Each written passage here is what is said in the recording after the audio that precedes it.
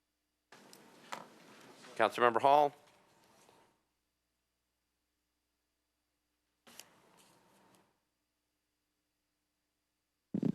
Councilmember Hall, you're recognized. Yes, Vice Mayor, I need to pull number 41, 2021-1252. Okay. Yeah, it's not on consent. Okay. Anything else? And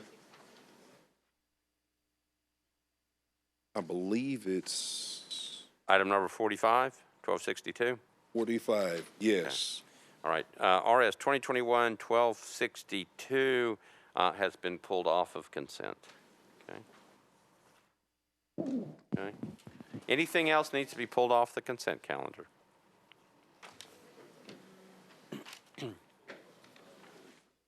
guess he's going to talk about how All right.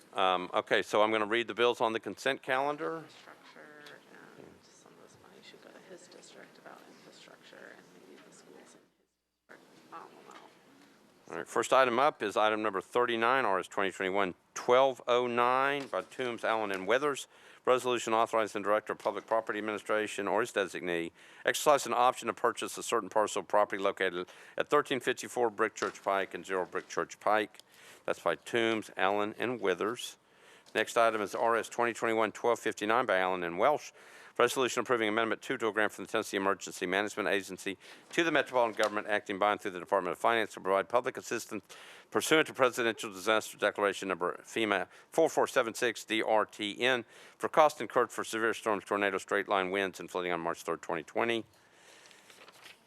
RS 2021-1261 by Gamble, Sepulveda, and others. Resolution appropriating $750,000 in American Rescue Plan Act funds from Fund 30216 to the Nashville Convention and Visitors Corporation to expand its sponsorship of new and culturally diverse events in Nashville. Item number 47 is next. That's RS 2021-1264 by Johnson, Sepulveda, Gamble, and others. Resolution appropriating $2,380,640 in American Rescue Plan Act funds from Fund 30216 to General Services to temporarily expand the trash disposal fleet of Metro Water Services to ensure timely trash collection and avoid public health issues. Item number 48, RS 2021-1265 by Allen, Evans, and Stiles. Resolution approving Amendment 1 to an intergovernmental agreement between the State of Tennessee Department of Health and the Metro government through the Board of Health to provide child fatality review services in the sudden death of the young and children under age 19 investigated by the Medical Examiner's Office. RS 2021-1266, that's item number 49, Allen, Bradford, Welsh, and others. Resolution approving an application for a child and adult care food program grant from the Tennessee Department of Human Services to Metro through the Parks and Recreation Department to provide nutritious meals and snacks for children attending after-school programs in 9 park locations. RS 2021-1267 by Henderson, Allen, and Bradford. Resolution accepting an in-kind grant from the Friends of Warner Park to the Metropolitan Government through the Board of Parks and Recreation to provide funding for the next phase of improvements in the Warner Parks. RS 2021-1268, that's item number 51. Lee, Allen, Bradford, and Stiles, a resolution approving Amendment 1 to a grant from the Friends of Mill Ridge Park to the Metropolitan Government through the Board of Parks and Recreation for the construction of a primitive trailhead at Mill Ridge Park. RS 2021-1269 by Councilmember Allen. Resolution authorizing the Metropolitan Department of Law to settle, compromise and settle the personal injury claim of Linda Patton against the Metropolitan Government in the amount of $54,010, with said amount to be paid out of the Self-Insured Liability Fund. RS 2021-1270, Sledge, Withers, and Young. Resolution to amend ordinance number BL 2021-704, authorize the Metropolitan Government to abandon additional combination sewer main and easements to accept additional combination sewer main, combination sewer manholes, and easements for property located at 622 Merritt Avenue, also known as the Finery Residential. RS 2021-1271, Murphy, Syracuse, Nash, Allen, and a host of others. Resolution honoring the life of public servant and civic leader Eddie Bryan. RS 2021-1272, Cash, Murphy, Johnson, Swip, and others. Resolution honoring the life of Tootie Helen Haskins. RS 2021-1273 by Council Members Pulley and O'Connell. Resolution recognizing the 10th anniversary of Parnassus Books. Those are all the items on the consent calendar. Does anything need to be moved off? What was the theme? Cottage core.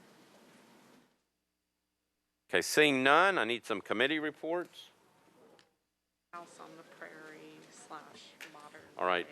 First, Councilmember Allen, I've got you for Budget and Finance. He loves Thank you, Mr. Vice Mayor. Budget and Finance considered the following bills and approved them: 8 in favor, 0 against. RS 2021-1209, 1259,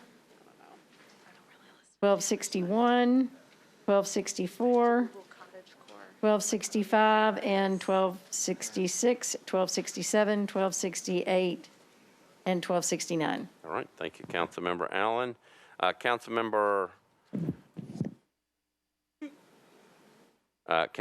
Bradford, Public Facilities. Public Facilities, Arts and Culture voted Resolution RS 2021-1261, 6 in favor, none against. 1266, 5 in favor, none against. 1267, 5 in favor, none against. And 1268, 5 in favor, none against. All right, thank you, Councilmember Bradford. Councilmember Rutherford, you've got planning. Councilmember Rutherford, you've got planning.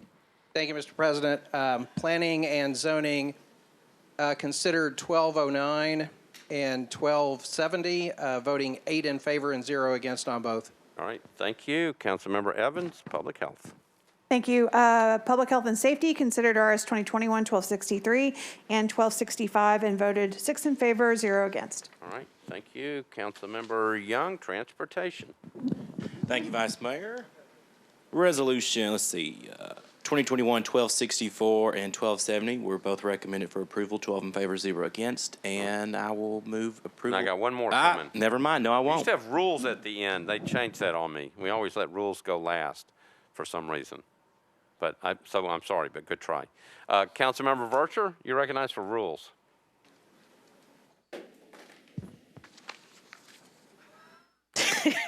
Thank you, Vice Mayor. You're welcome. I'm moving for consent of all items on the, I'm moving for approval of all items of. That would good, but I'll tell you what, can you tell me what happened at 1271, 1272, and 1273 in your committee? Oh, perfect. All right. Thank you, Vice Mayor, for helping me out. You're welcome. Rules recommended approval, 6-4-0 against for 1271, 1272, and 1273. There you go. Now you want to move for everything on the consent calendar. Now I move for approval, everything on the All right, consent. I'm going to let Councilmember Young second that because he wanted to move it so much. So I got a motion and a second. Any discussion on the motion? All those in favor say aye. Opposed, no. You pass the consent calendar. Okay, now we're going to go back to bills that are not on the consent calendar. All right, item number 37. This is RS 2021-1201. This is the resolution determining to issue general obligation bonds to the Metropolitan Government of Nashville and Davidson County in an aggregate principal amount of not to exceed $568,855,000. Councilmember Allen, you're recognized. Thank you, Mr. Vice Mayor. Committee reports, please. There's only one. It's yours. It's complicated. And there's a number of amendments. So, Councilmember Allen, you're recognized on your committee. Here we go. And I will give the numbers for every amendment unless Ms. Zeitlin tells me I don't need to do that. Okay, we considered a substitute and a number of amendments. The substitute was accepted, 9 in favor, 0 against. And amendments 1 and 2 were accepted, 9 in favor, 0 against. Amendment 3 was voted 0 in favor, 7 against, 2 not voting. Amendment number 5 passed, 4 in favor, 3 against, 2 not voting. Amendment number 6 passed, 8 in favor, 0 against, 0 not voting. And amendment number 7 failed, 0 for, 2 against, and 6 not voting. The other amendments were not taken up. Okay. All right. So, Councilmember Allen, you're on your resolution right now. Thank you. I think what you would probably want to do is move your substitute. I'm going to begin by moving the substitute with a brief explanation. All right. So, Councilmember Allen has moved the substitute on RS 2021-1201, properly seconded. To you for an explanation. Thank you. The substitute simply takes the total amount of the bill out of the caption because we can't add amendments to it without then making it be consistent with that. And so we will later come back and reconcile that number, but that's all that does. It takes the total amount of the bond of the total capital spending plan out of the caption. It is spelled out specifically later in the bill, though, so it's not that we're not admitting what that is, and that will be taken up later. Okay, so you've heard an explanation of what the substitute resolution does. Again, council member has moved the substitute resolution, properly seconded. Discussion on the substitute resolution.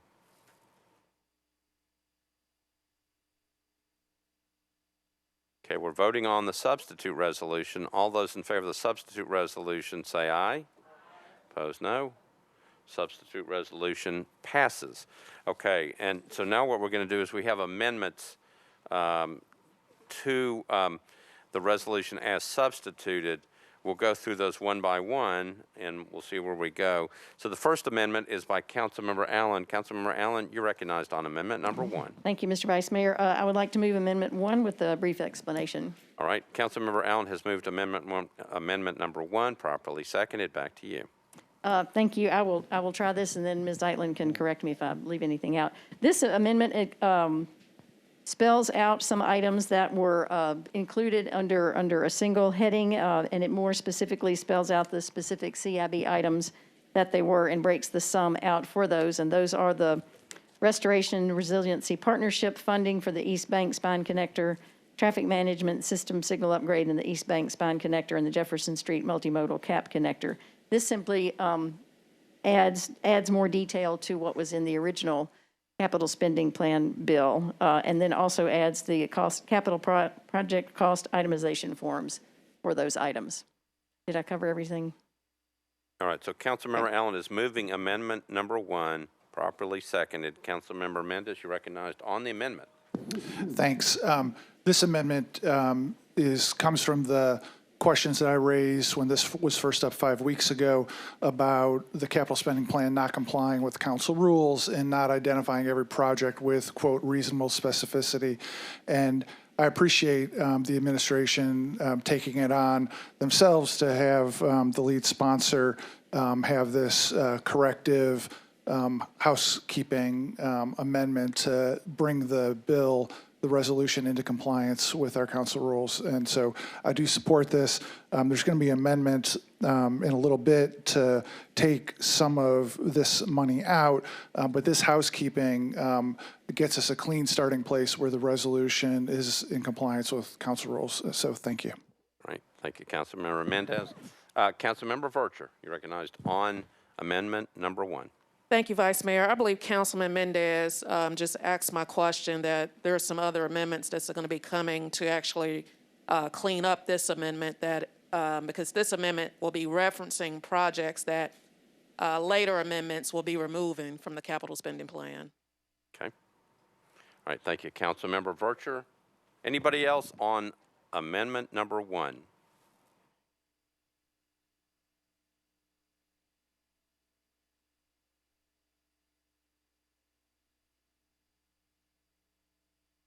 All right, seeing none, we're ready to vote. We're voting on amendment number 1 to RS 2021-1201 as substituted. All those in favor of amendment number 1 say aye. Aye. Opposed, no. Amendment number 1 goes on to RS 2021-1201 as substituted. Okay, we're on amendment number 2. Councilmember Allen, you're recognized. Thank you, Mr. Vice Mayor. This again is a housekeeping amendment. Amendment number 2 adds the capital project cost itemization form for the zoo parking, which is another topic that had been discussed. So this, again, makes this be in compliance with the council requirements on the capital spending plan. Okay, you've heard the explanation of amendment number 2. Councilmember Allen moves amendment number 2, properly seconded. Discussion on amendment number 2.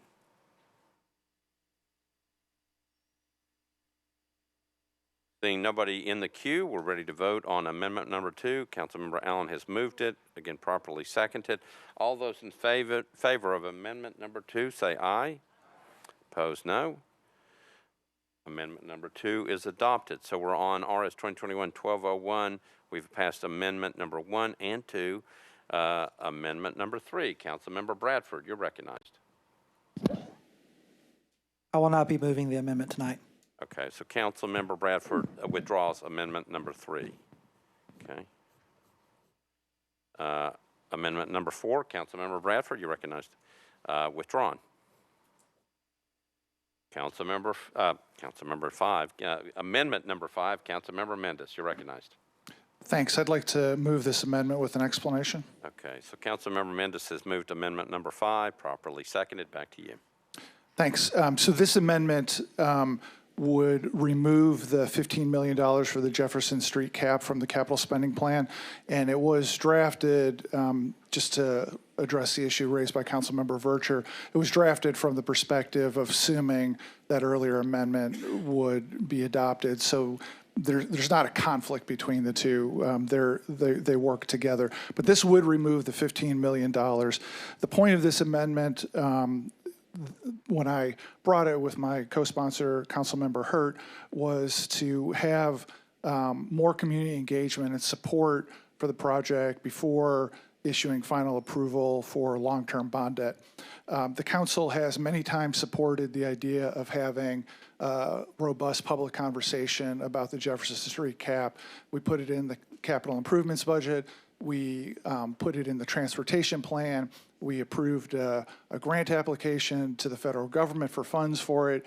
Every step of the way, there has been a lot of support in this body to have ongoing community conversation, and that should continue. However, it is premature to have the $15 million in the capital spending plan at this time. After a lengthy discussion yesterday and over the last several weeks, the administration let Councilmember Hurt and I know earlier today that they don't oppose this amendment any longer, and that we're all agreeing that the community engagement should continue before possibly putting this into a capital spending plan next year, depending on how the community engagement and support goes.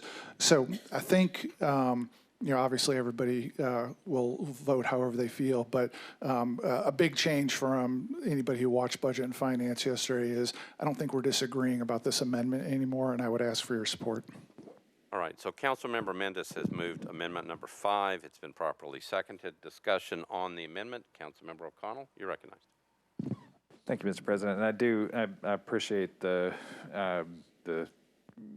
process of collaboration that's emerging around this and the interest in continuing the community conversation. Because I will say, even just today, in just looking at how people were responding to the conversation that I have with my constituents, with the email newsletter I have, there was still a lot of enthusiasm and support for this in the community. So I want to be real careful to not leave this moment with the impression that the only community sentiment out there is negative, or that there's somehow strong and pervasive opposition to this. There is a mix of opinions here, and a lot of that opinion is support, and it maybe hasn't shown up in every forum that's been there, but it is present. It's with stakeholders on Jefferson Street. It's in the communities that line Jefferson Street, and I want to be attentive to that as much as we are to concerns that people have expressed. So thank you.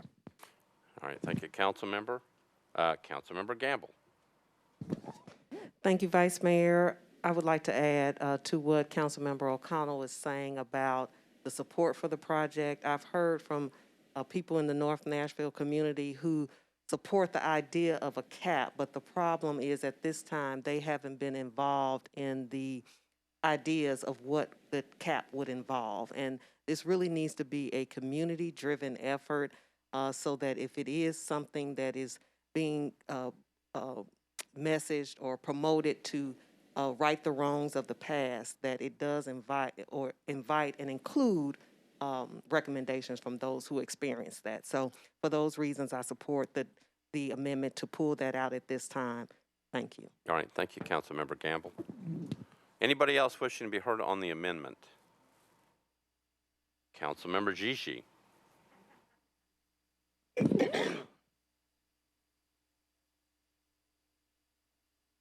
Thank you, Mr. President. I appreciate the opportunity to stand and speak. And I also want to thank the administration for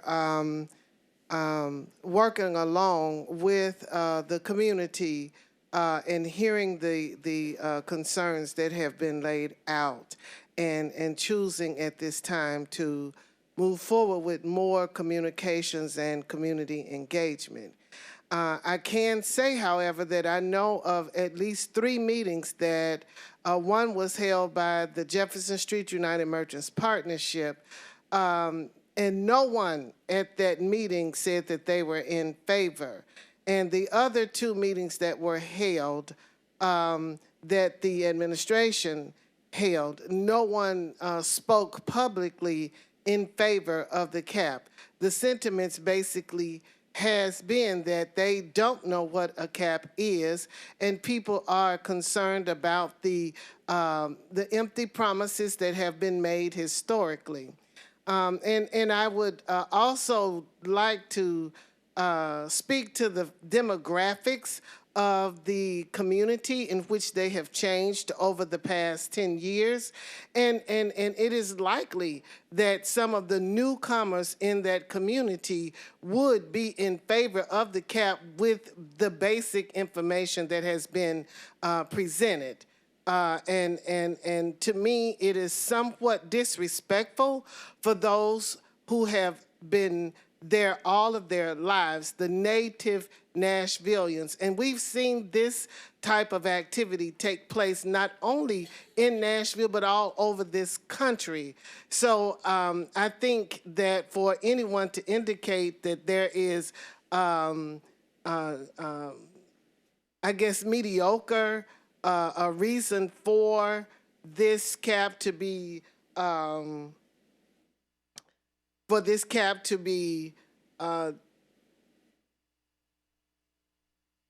for it not to be, the amendment not to be pulled at this time, I think is a disrespect to the community and the history. And those who I understand who have those concerns have not said that they are against it, but they just want to have more community engagement.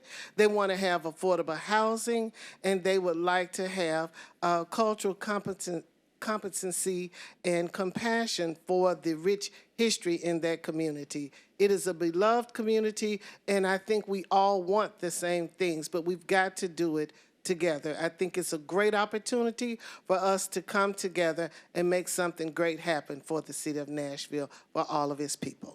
All right, thank you. Thank you, Councilmember Hart. Anybody else wishing to be heard on the amendment?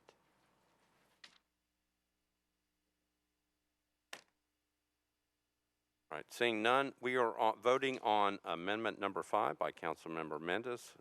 It's been moved and seconded. All those in favor of the amendment say aye. Aye. Opposed, no. Amendment number 5 passes. And just in case you haven't figured out, the reason I'm calling Councilmember Hurt, Councilmember Gigi, is she texted me after talking about her grandchildren and said that's her new name. So I assumed you had figured it out by now. Amendment number 6, Councilmember O'Connell, you're recognized. Thank you, Mr. President. I would like to offer amendment number 6, and I'm happy to move it with a brief comment. I guess, do I need committee reports on the amendment? No, we got them already. You got all of them? Okay. Yeah. Amendment number 6 by Councilmember O'Connell. He has moved it, properly seconded. Back to you. Thank you, Mr. President. Really appreciate, again, thinking through how we took something that maybe materialized out of a little bit of tension and moved quickly to some collaboration here with the administration, with NDOT, with WEGO, with the council members along the Nolensville corridor here, and certainly with the Nashville Zoo. This really materialized out of a conversation about the future needs and growth of the zoo, which is a gem of the city, but also seemed a little bit disconnected from other things we've been struggling with. And I say this as a member of the Vision Zero Task Force. The Nolensville corridor remains one of our more dangerous corridors. It remains a corridor that lacks pedestrian and similar infrastructure to keep people safe, including motorists. And so I felt like a more comprehensive approach made more sense. We've developed that comprehensive approach here. We heard from finance yesterday that this does not materially impact debt as a share of operating as far as impact on increasing the capital spending plan amount slightly. So I encourage colleagues to support. Thank you. All right, thank you, Councilmember O'Connell. Councilmember O'Connell again has moved amendment number 6. It's been properly seconded. Councilmember Johnston, you're recognized on the amendment. Thank you, Vice Mayor. I want to thank Councilman O'Connell for his work on this. This is a compromise amendment giving much attention, much needed attention to traffic calming along the Nolensville corridor, specifically over $7 million. So I'm excited about that, and I think every other council member along that corridor will appreciate that. Also, $3 million to neighborhood transit centers across the county. The compromise part of it also allows the $15 million allocation for the two parks for the zoo parking garage that's desperately needed.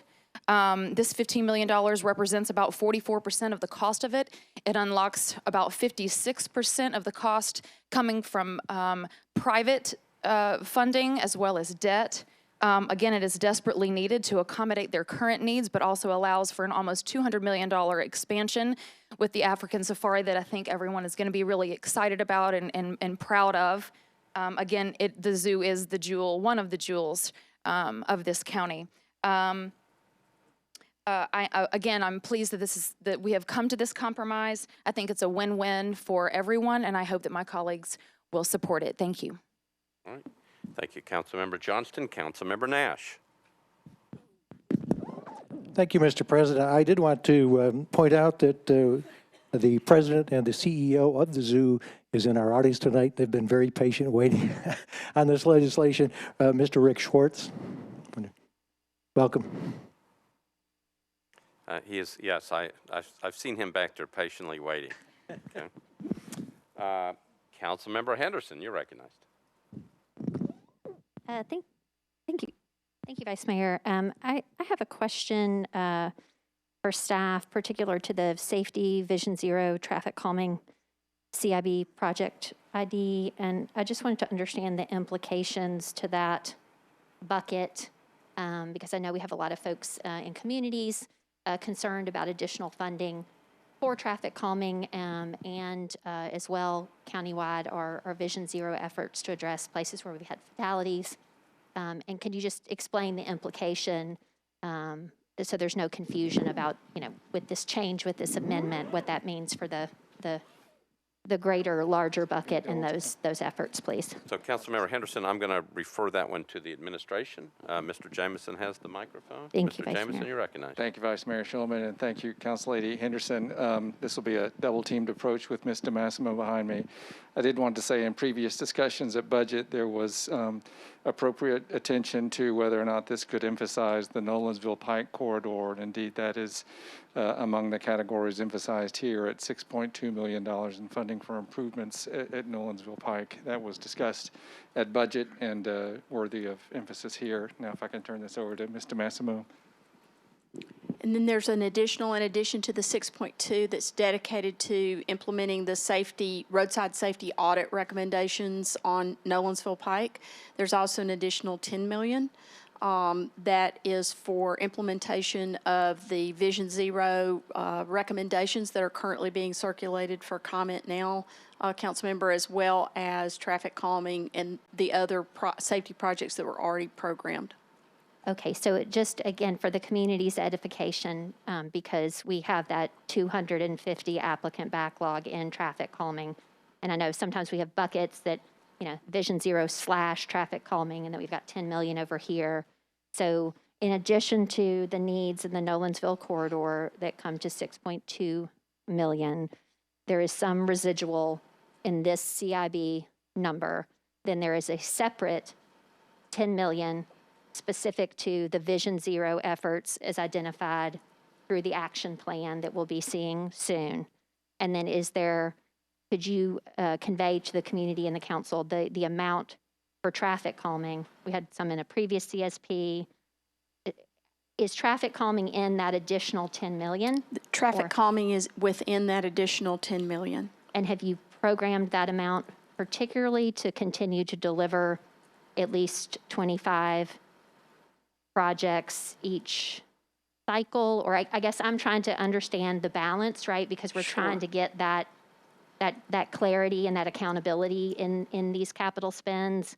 And I know sometimes traffic calming intersects Vision Zero, but I think, my hope is that the Vision Zero dollars, if I may, Vice Mayor, the Vision Zero dollars can address collectors, arterials, whereas our traffic calming money has typically been directed in the neighborhood area. But, you know, those in-between places, they need some attention too. And so I just want to make sure that we're not shortchanging those other needs, please.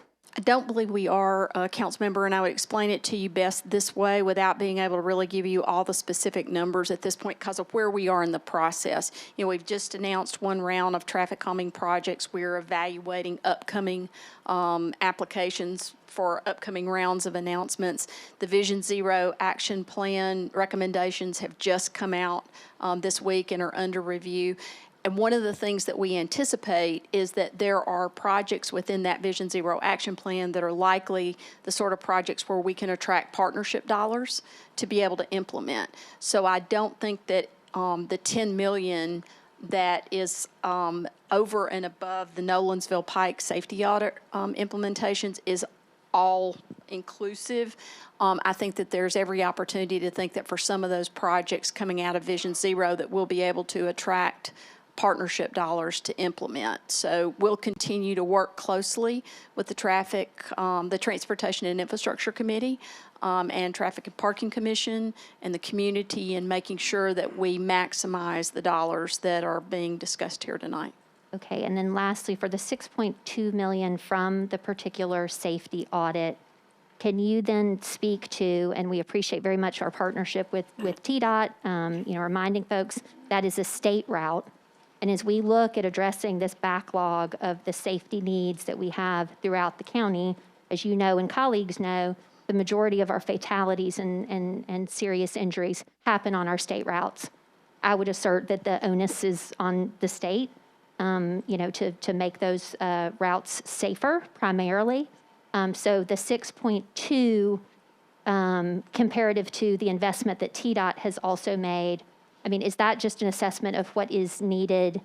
Is there a potential for partnership in that number? And then, you know, the 6.2 becomes 4, and then we have more money to put to other Vision Zero efforts. I think that's absolutely correct. And another item that we mentioned, Councilmember, last night in the committee meeting is that we're also looking at partnering with the Governor's Office of Highway Safety to advance an education and awareness program because, as we all know, many of the accidents, particularly the fatal accidents that we see, also involve a number of things that education and awareness can influence in addition to the projects and design and all those other engineering solutions that we're crafting. And so we want to be sure that we're partnering with the state around speeding and distracted driving and drunk driving and not wearing seatbelts and all those kinds of things. And so that's also a part of what we'll be advancing here. I appreciate that, but I also want the state to hear from us that we need their infrastructure investment. You know, they have a $1 billion roadway budget. So, you know, I appreciate that we work to partner with them, but we've really got to re-engineer these streets.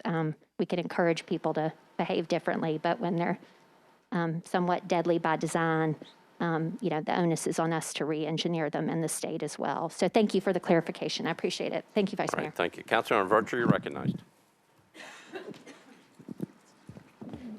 Thank you, Vice Mayor. With the amendments, can we get a total where we at? We've taken out 15 million. We're adding 6.2.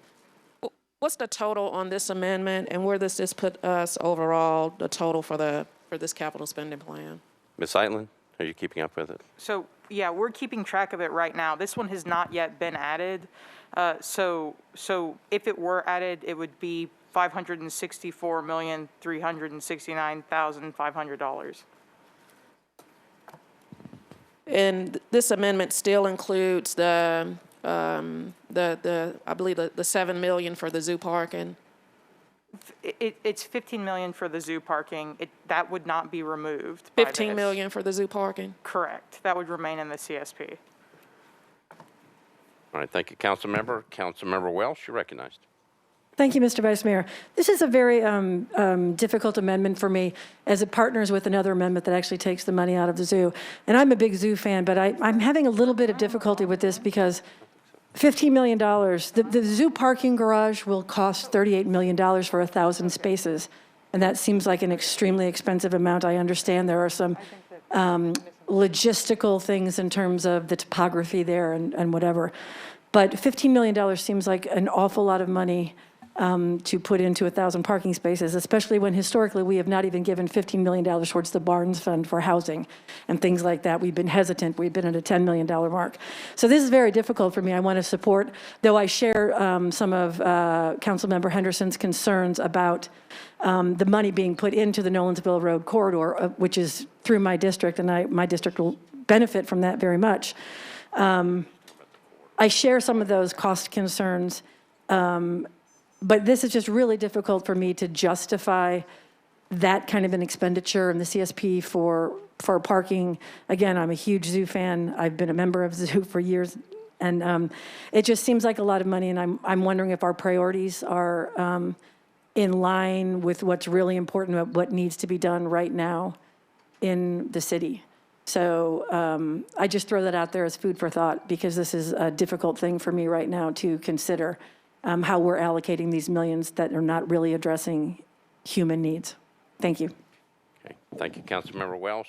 Councilmember Hall, you're recognized. Thank you, Vice Mayor. And I just want to echo the last two speakers and Councilmember Henderson in particular to make sure that we're keeping track with the backlog throughout the city. I know myself, we've got major road project happening with TDOT along that Clarksville Pike widening corridor.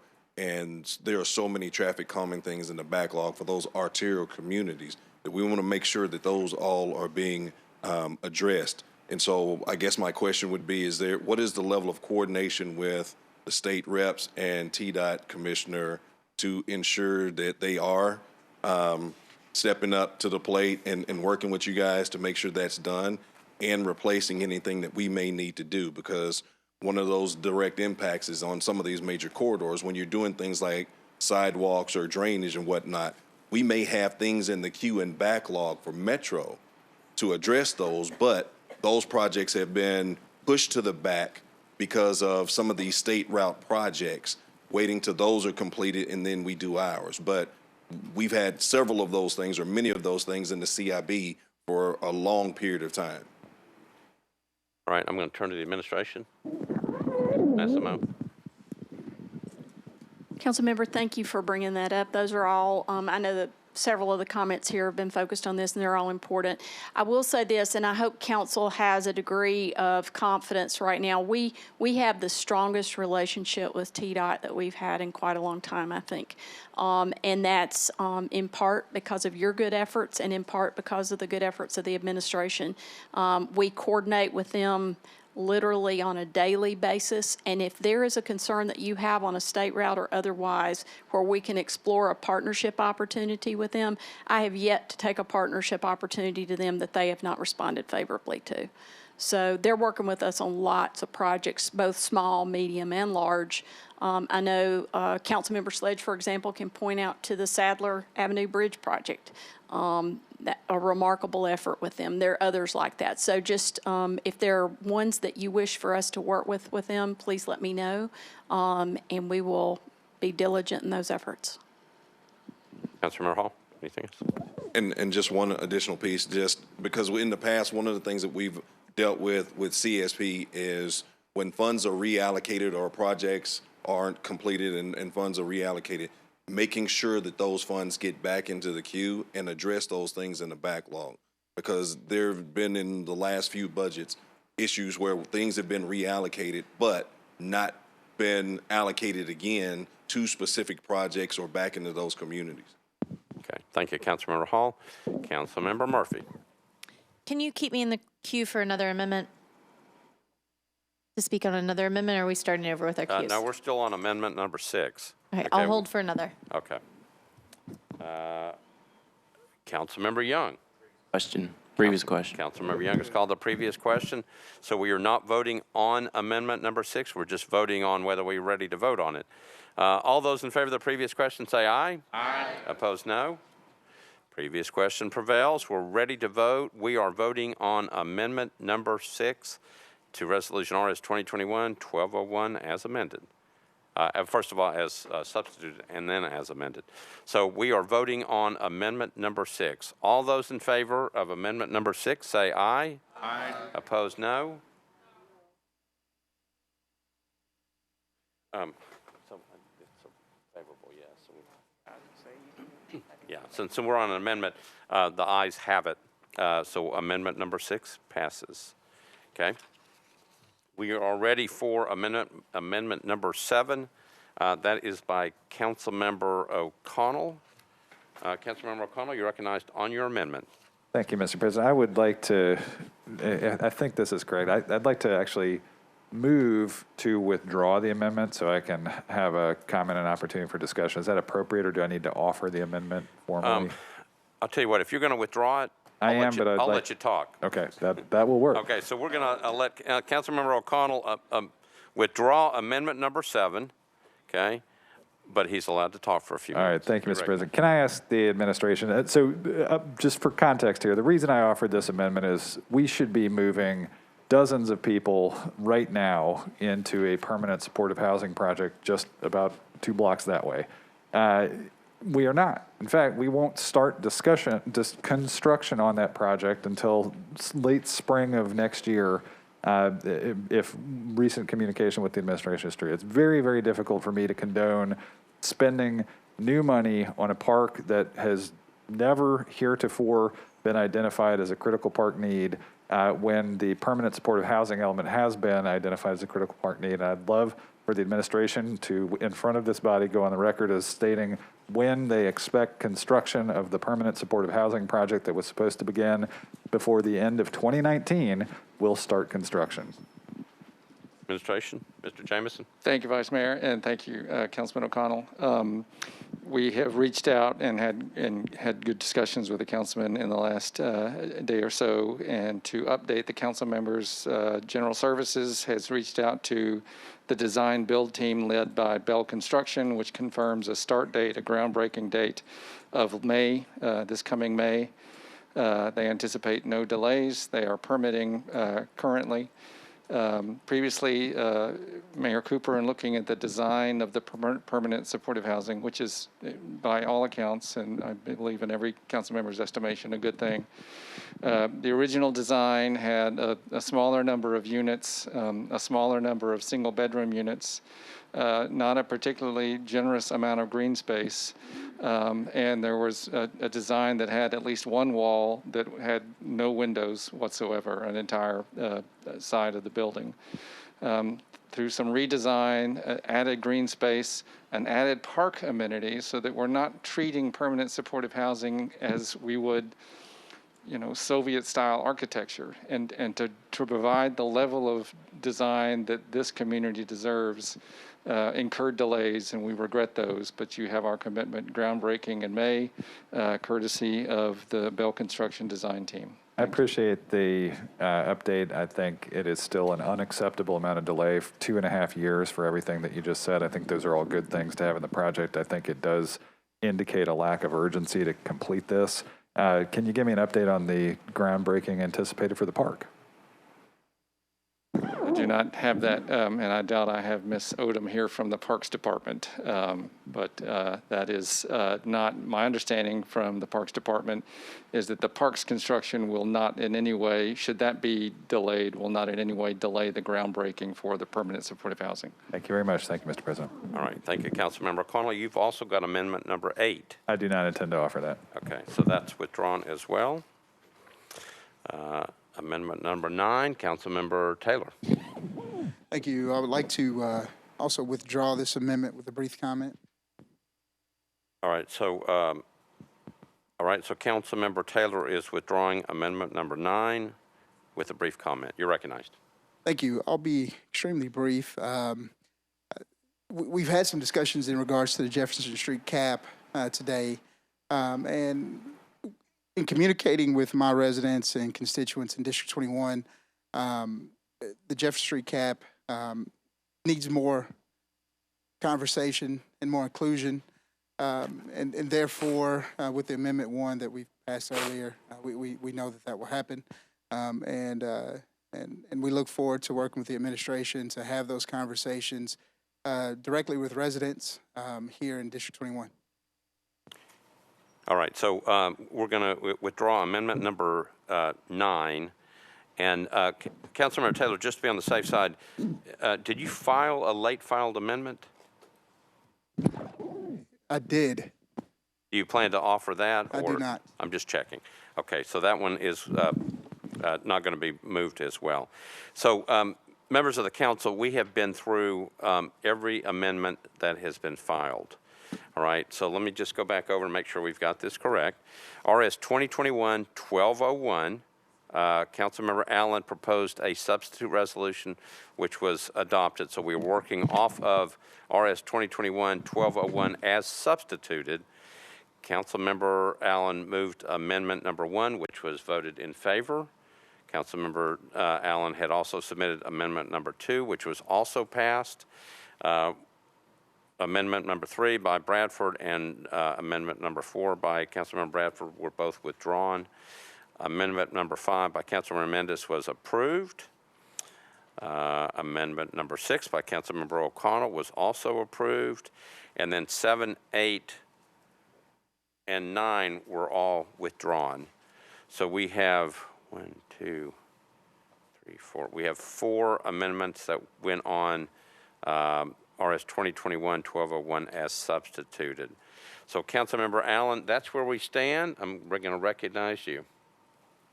Thank you, Mr. Vice Mayor. I would like to move the bill as substituted and amended for approval with a very brief explanation. All right, so Councilmember Allen has moved, it's a resolution, has moved RS 2021-1201 as substituted, as amended 4 times for passage tonight. Properly seconded. Back to you. And just for the viewing audience, you may be able to say this better than I, but I'm not sure we ever actually said this is a capital spending bill. And what that does is simply says we have decided what we want to spend money on. It does not actually spend that money or say that we're issuing bonds right now. It just defines an amount, and we will be reconciling that amount as Hannah's been keeping track of the changes that we've made on that. So I just thought people who were watching might want to know what this resolution is about. Obviously, Councilmember Allen, thank you for saying that. We've been spending a lot of time on it, and we allowed people to go over because it's a lot of money. We want to make sure we've got this correct. All right, we've got people in the queue. Councilmember Evans, you're recognized. Thank you, Vice Mayor. I actually have a question for Director Flannery.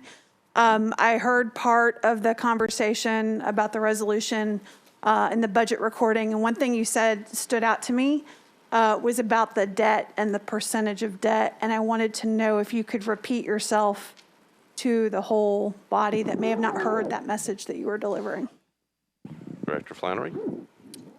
Yeah, for those that missed it yesterday, and thanks for the opportunity to repeat to the entire council, I just wanted to thank everyone for the work that had been done over the last several years in writing the financial ship, and just reminding folks that we got to maintain that stewardness going forward. And a big piece of that is doing the affordability analysis. And a big piece of that that this council has relied on is the metric is percent of debt service as the operating budget. And I think we typically had hovered around 14.5%, 15%. Right now we're at 13.6, plus or minus the 4.485 million that we've reduced today. I think that number is going to be around 16%, which is a comfortable level, but a level that we'll continue to monitor and something that we'll have to maintain going forward. Councilmember Evans? Thank you. Okay, thank you. Councilmember Henderson? Vice Mayor, my question was the exact same as Council Lady Evans, so we were of a similar mind. I think, colleagues, I think what this just points to, and for constituents to understand, precision in capital spending is very important. And when we talk about the percent of our operating budget that, is for debt service, I was pleased that we were getting back down around 13%, and now we're pushing back up on 16%. Ms. Flannery, you also shared last night at Budget and Finance, from your perspective, we are riding the ship. We are working on things, but, you spoke kind of to your comfort level, I guess, in an ideal world where you would want a budget of our size to be for debt service. And did I recall you saying your comfort or your ideal was somewhere around 10%? Can you speak to that? Director. No, I did not say 10%. Of the 15 to 16% level gives me comfort because, as Chairman Allen alluded to, we don't issue all that debt in one day. So while we've projected the 16%, that is assuming we go out and we issue it all at the same time. We don't fund projects that way, so I get comfortable with our 16%. It's probably more like 14 or 15 when we actually borrow the money. I think the other metrics we need to start looking at that you addressed in the last budget is things like fund balance. And the 21 ACFR, formerly CAFR, will be coming out later this year. I think we're all going to be really pleased with the progress that we're making in that direction. So it's not just this one metrics, but it's the other work that this council has done that's allowing us to move forward with this proposal. Great. Thank you so much. All right, thank you, Councilmember. Councilmember Bradford. Thank you, Vice Mayor. My question kind of follows the same conversation about debt. So between this CSP and the one last year, it's about $1 billion. My biggest question about this current one is, do we have data? Do we have a percentage? Do we have any projects that are being requested in this that we could instead use some of the recently approved federal infrastructure dollars for that could potentially save us on new debt instead of taking out more debt? Do we have any hard data or any idea what exactly in this current CSP we could actually use those federal funding dollars for? And let me clarify that 16% does include the prior 480. I'm looking at people that were here before I got here. Spring 2021 CSP that is incorporated in that number. When we think of the ARP funds, there is the potential to use those dollars for capital as long as it is a COVID-related expense. I think when we think about the one time that we get the ARP money, is that the best use? We've always planned for capital needs.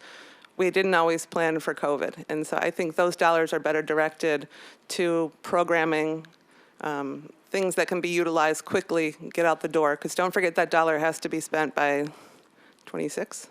The end of 26, a lot of our program, or a lot of our capital needs, we wouldn't be shovel ready, be able to get to start to completion by that spend date. Well, my question wasn't about the ARPA funds, but the actual infrastructure bill that Congress passed a couple of weeks ago. Oh, sure, sorry. So that's primarily transportation, transit related at the federal level. It would be an application process, same structure around timing. While that money has all been approved, that's the first infrastructure bill we've seen out of the Congress, 10, 15 years. That's going to be a long slog before those dollars move out the door at the federal level. So just for clarification for those listening, there really is no idea or any plans to use any of those federal funds to try and reduce this $500 million debt that we're looking to take out. I'm going to maybe punt to Faye a little bit because she's more familiar with the federal granting program, but I don't expect they'd move quickly. That's correct that those dollars, we're not expecting them to move terribly quickly. But on the other hand, what we've done in this CSP, as well as previously, is that whole discussion around partnership funding that makes us competitive and ready. And we've been smart about doing that here with every intention of leveraging those dollars. And you'll also recall recently I sent to all of council a comprehensive look at our transportation plan matched to every single grant program that's coming out of the new infrastructure bill, and there are a lot of them. The other thing that we're doing is today we participated in the fourth of 6 training, education, awareness kinds of calls that the administration, the Biden administration and USDOT is making with major metro areas across the country. So we're participating in these things every single day right now to learn about what those opportunities are, to refine the email that we sent out to you a few weeks ago when the infrastructure bill passed, and to be sure that we're going to be ever ready to leverage our dollars very effectively. But some of the projects that we're talking about, especially on the transit side, those are major projects, large dollar projects, and all we're doing is positioning ourselves to be competitive. Okay, so just one last question. Based on all that, so some of the projects in the CSP, such as culverts, stormwater, bridges, traffic calming, stuff like that, it's not something that you're intending to try and go after federal funding for? There may be some, depending on the federal funding opportunities as they come out. So keep in mind that I think there's I'm trying to remember now the total number of new federal grant opportunities, some of which are in those areas that we haven't seen that kind of federal support for in the past. But the grant programs aren't out yet. The eligibility criteria aren't out yet. The match requirements aren't out yet. And we've got to have that information in order to know. In the meantime, we have the normal kinds of things around culverts and resurfacing and, you know, normal safety improvements and those kinds of things that we need to be continuing to be good stewards of as NDOT, and on behalf of all of our residents and businesses and you all, even while we are making sure that as those opportunities start rolling out from the administration under the new infrastructure bill, that we're getting our projects in there quickly. Okay, I'm sorry. I just had one more question after all that. So I'm hearing what you're saying, that there's really no hard idea of what could be done, so we're going to go ahead and go forward with the intention of not being able to get any of these federal dollars right now. And the conversation earlier was all this debt's not going to be taken out all at once. But because we know that it takes time for these bonds to be issued, for these projects to come forward, is there any expectation that maybe 6, 7, 8 months down the road, there could be an opportunity there to use those funds? I think as soon as the federal funding opportunities start hitting the street, and we expect that to start happening based upon one call I was on today, there will be some programs that are going to be coming out some new programs that are going to be coming out as early as March. We expect others to be coming out April, May, June. And perhaps even a little longer, but certainly sort of in that time frame. And yes, I expect that there's going to be projects that we're going to have that can be highly competitive, and we're going to make sure that we are pursuing those opportunities and leveraging our dollars, our Metro dollars, to make them go as far as possible. I appreciate that, and just keeping mindful of our taxpayers and all the money that we're putting forward. If there's any opportunity to, at the end of the day, reduce this from $500,000 to a lower amount and not take out any additional debt, I think that would be a win for our city and our constituents. So I thank you for the information. All right, thank you, Councilmember. Councilmember Glover. Thank you, Vice Mayor. I'm going to be voting no on this, and a very simple reason why. Because while we can say 15, 16% may be comfortable, that's almost 50% more than when I first started in this room.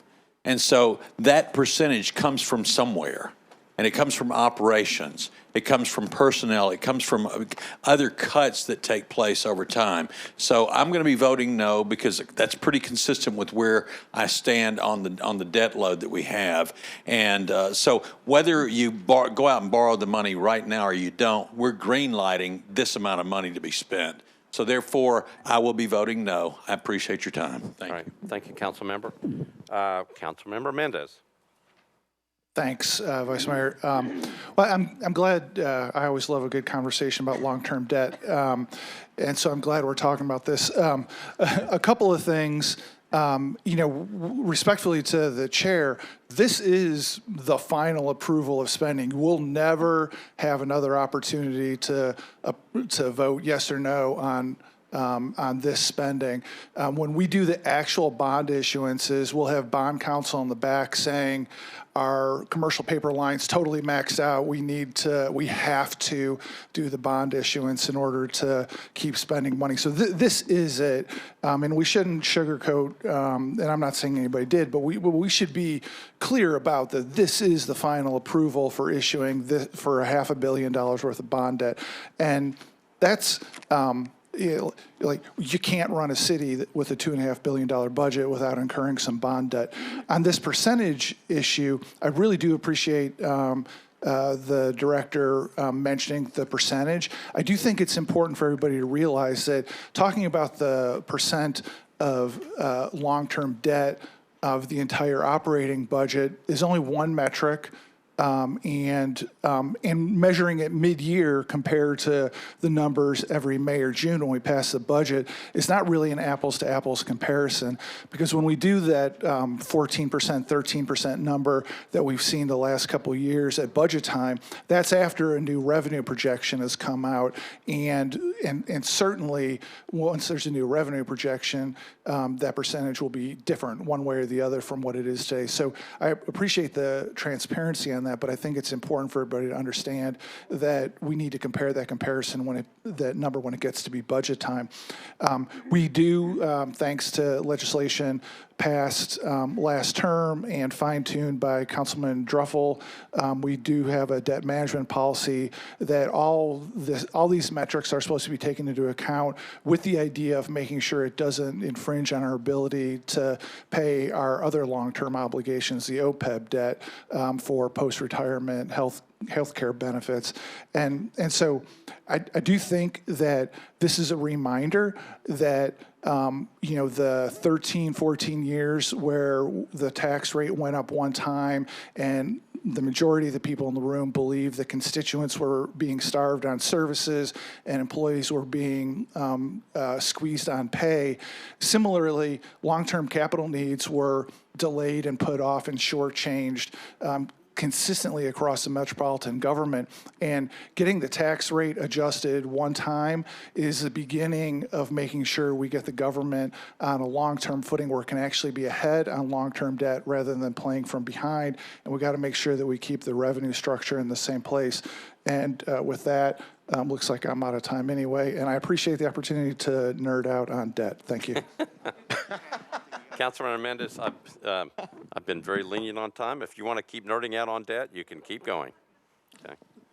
All right. I've got Councilmember Young in the queue. Previous question. All right. Councilmember Young has called the previous question. We are not voting on the substitute resolution with all the amendments. We're just voting on whether you're ready to vote. All those in favor of the previous question say aye. Aye. Opposed, no. Previous question prevails. We are on RS 2021-1201 as substituted with 4 amendments on it. Pursuant to the rules, we know we're going to have a negative vote, so the proper thing to do in the rules is to go on the board. Madam Clerk, can you get the machines ready? Ready. We are ready to vote. Again, we are voting on RS 2021-1201 as substituted, as amended by amendment numbers 1, 2, 5, and 6. If you're for the resolution as substituted with the amendments, you'd vote aye. If you're against, you'd vote no. Madam Clerk, open up the machines.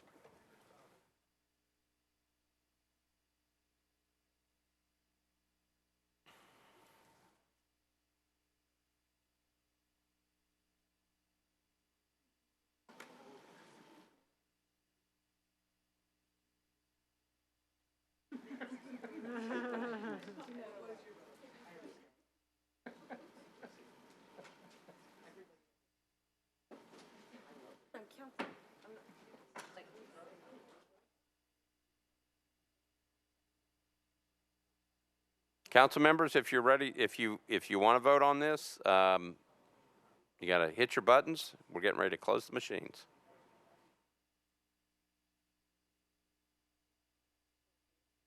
Okay, ready? One last review, please.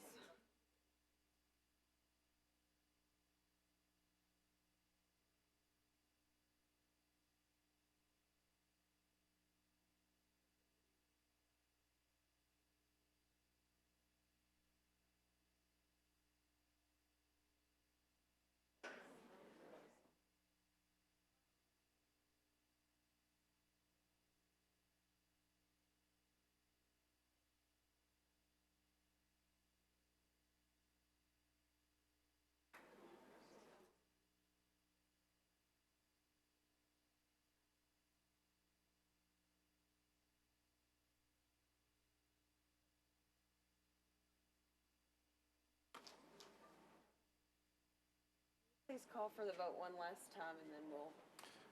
All right, if you are ready, if you want to vote, you got to vote. We're getting ready to close the machines. Thank you. We've got them. All right, Madam Clerk, close the machines, take the vote.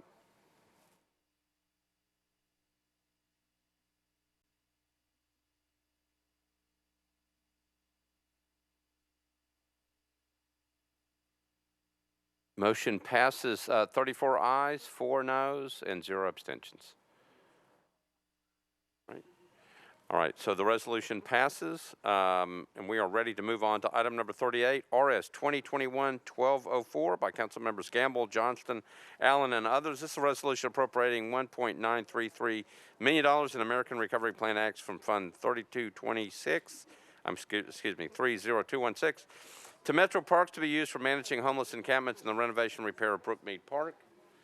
Councilmember Gamble, you're recognized. Thank you, Vice Mayor. I'd like to move a substitute, and I'll ask Councilmember Rosenberg to explain his substitute. All right, let me get committee reports, if you don't mind, first from you. Councilmember committee Allen. reports, please. Yeah, Budget and Finance. Thank you, Mr. Vice Mayor. Budget and Finance recommended approval. I believe 8 in favor, 0 against. You believe, or are you pretty sure? I'm checking. Okay. Just make sure we got that. Good. Public Facilities, Councilmember Bradford. Public Facilities, Arts and Culture, Resolution RS 2021-1204 on the substitute, 6 in favor, none against, and the bill as substituted, 6 in favor, none against. All right, thank you, Councilmember Bradford. Now, Councilmember Gamble, you're recognized, and I will call on, if you're ready, Councilmember Rosenberg. Thank you. Councilmember Rosenberg, you're recognized on a substitute resolution. Thank you, Mr. President. This substitute is the result of some discussions with the administration, various council members through the council office had ideas about how to adjust this resolution to take care of some of the concerns that came up last time. So what the substitute does versus the original resolution, it retains the language that none of the money will be used to remove homeless residents or harass homeless residents. It removes funding for the Bobcats, but retains the funding for, as far as equipment, retains the funding for the pressure washers and trash equipment. It retains the renovation money for Brookmead when that time comes. And as far as the cameras go, it retains the Brookmead cameras, but removes the cameras at the other parks. And I know other folks will have comments and insights into this, so I will move approval of the, I'll move the substitute, please. All right, so Councilmember Rosenberg has moved the substitute on RS 2021-1204, properly seconded. There are people in the queue. Councilmember Sledge, you're recognized. Thank you, Vice Mayor. And I wanted to stand in support of the substitute. I'm a co-sponsor on it, and I want to explain why. I think that this is probably, I will tell you, the attempt on my end is to try to get to a bill that I think probably the structure is where many of us would have preferred it to be at the beginning, to focus on this particular issue at a particular metro facility. We do obviously know the pressing issues that the Vice Mayor and others of this body are working on regarding homelessness across the county. When it came to this particular facility, however, I think we maybe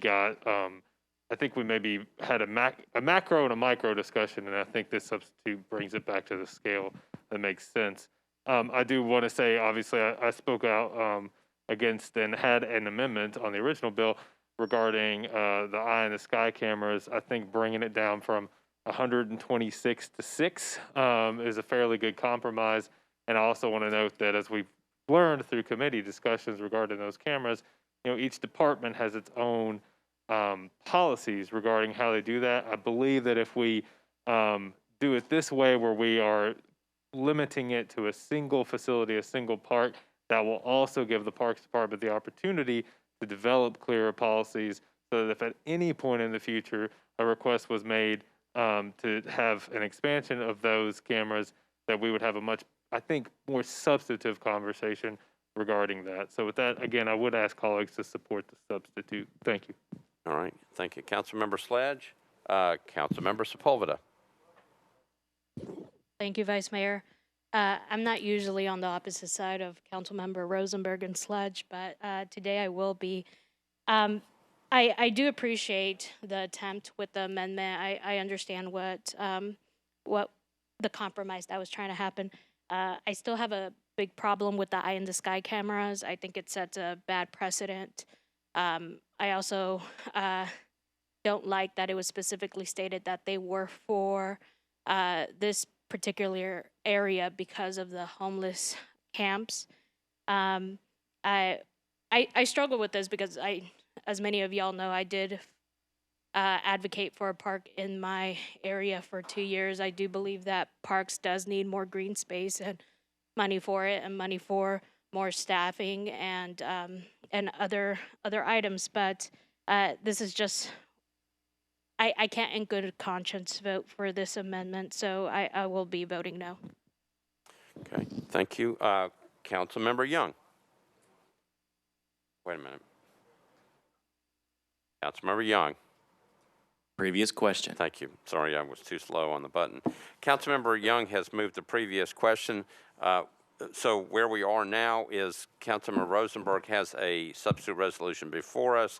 Not voting on the substitute. We are voting just on the previous question. All in favor of the previous question, say aye. Aye. Opposed, no. Previous question prevails.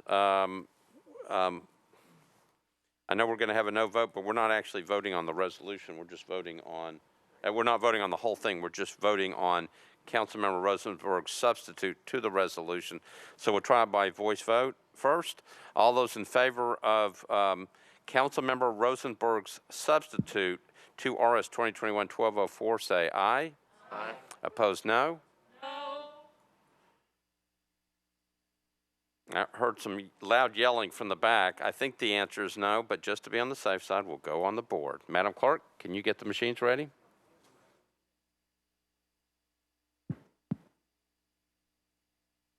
Again, we are voting on, it's RS 2021-1204.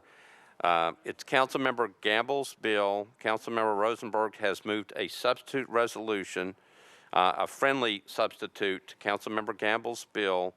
Councilmember Rosenberg moved it. It was properly substituted. That's what we're voting for. If you're for Councilmember Rosenberg's substitute resolution, you would vote aye. If you're opposed, you would vote no. Madam Clerk, machines ready?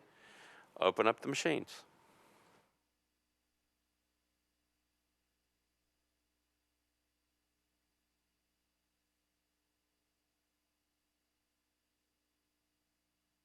We are voting on Councilmember Rosenberg's substitute resolution.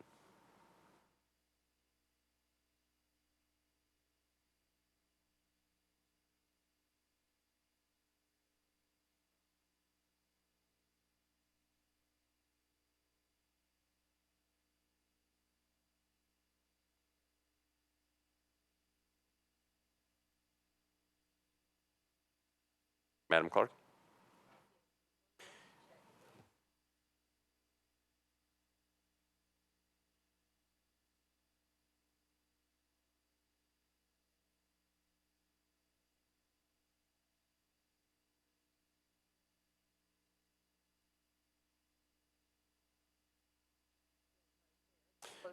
Madam Clerk, close the machines, take the vote. This is on the substitute resolution.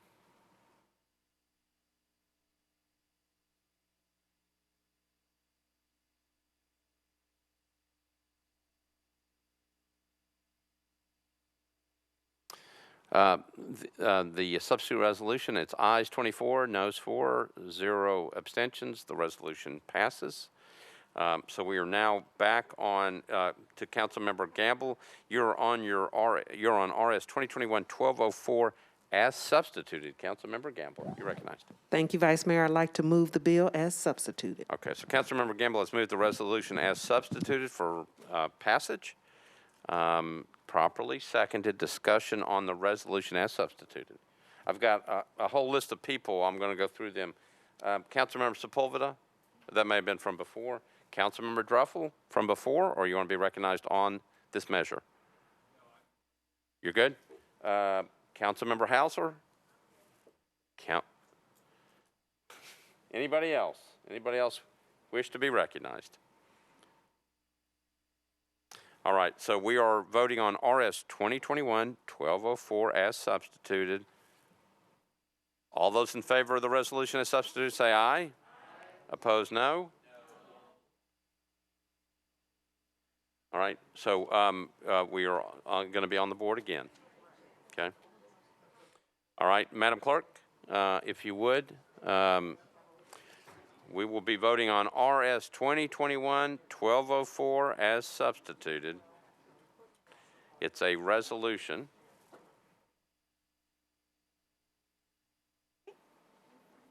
All right, if you're for the resolution, this is for final passage, RS 2021-1204 as substituted. You'd vote aye. If you're against it, you would vote no. Madam Clerk, open up the machines.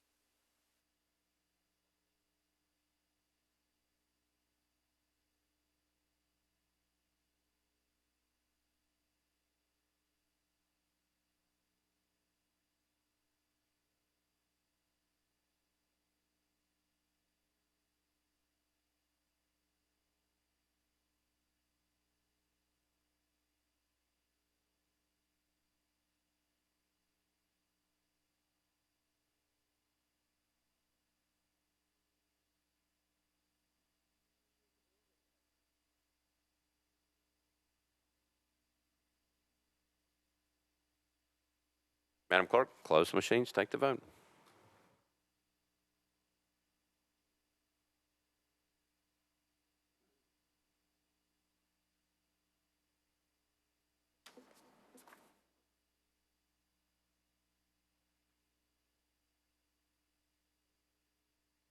All right, so I've got 20 ayes, 8 noes. We are double checking something. Everybody just hold on just a minute.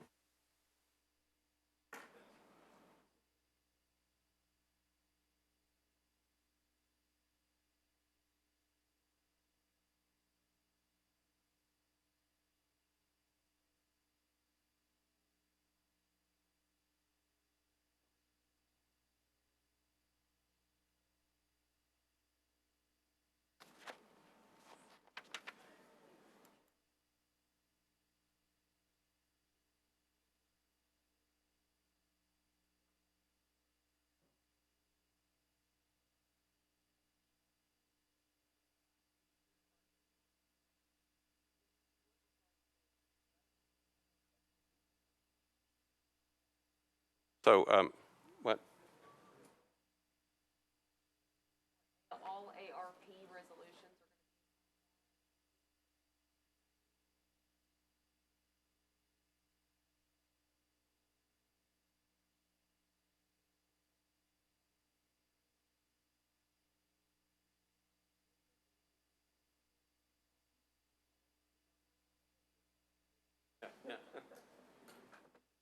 All right, ladies and gentlemen, we were checking to make sure exactly what it is. It's a resolution, so it passes. Did not require 21 votes in this case. It passes. All right, so that's what we were double checking to make sure we had it right. RS 2021-1204 as substitute passes tonight. Right, we are ready to move forward. Item number 40, RS 2021. Councilmember Hurt, you're recognized. I apologize. I just wanted to know if I could be added on as a yes on that. I will, as a yes on the resolution. It passes. We, It's a roll call vote. I really don't know how to do that. I mean, minutes are just going to retrieve from.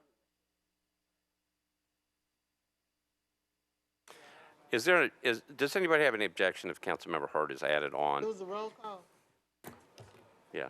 It's a roll call vote, but she's requesting to be added on. It's not changing the outcome. Councilmember Lee, any objections? Councilmember Toombs? Councilmember Toombs? I clicked on the yes, but it was like changing as I was clicking. I just really don't know how to make the minutes way. Hold on, hold on. Hold on. Councilmember Glover, you're recognized.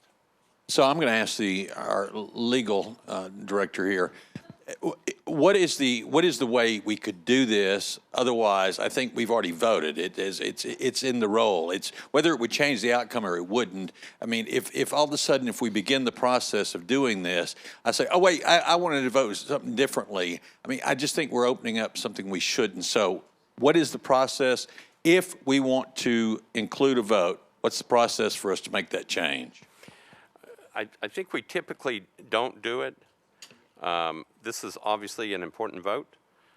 just like everything else. But this is dealing But this with, one passes. This is passed. Right. And we had some people, now I'm concerned that we had a problem with the vote. Okay, but okay.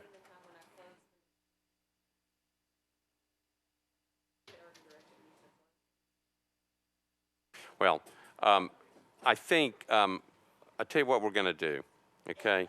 So I know that I've got a request from at least 2 people that would like to be added as yes.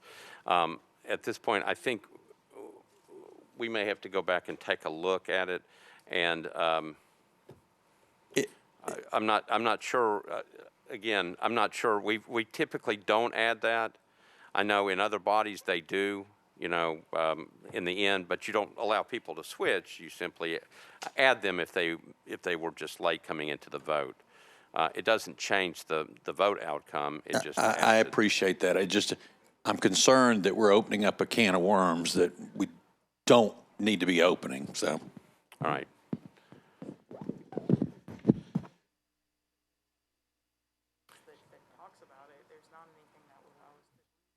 Yeah, Councilmember Hurt.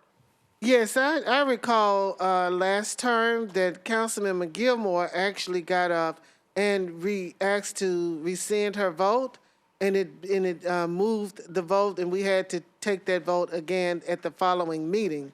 So it is something in the charter that allows that to take place if that's something that we want to do. Ms. Eitler? That was a motion to reconsider the action. Okay. If somebody who's voting with the prevailing side wants to move to reconsider the action, this would be put onto the next agenda. Mm-hmm.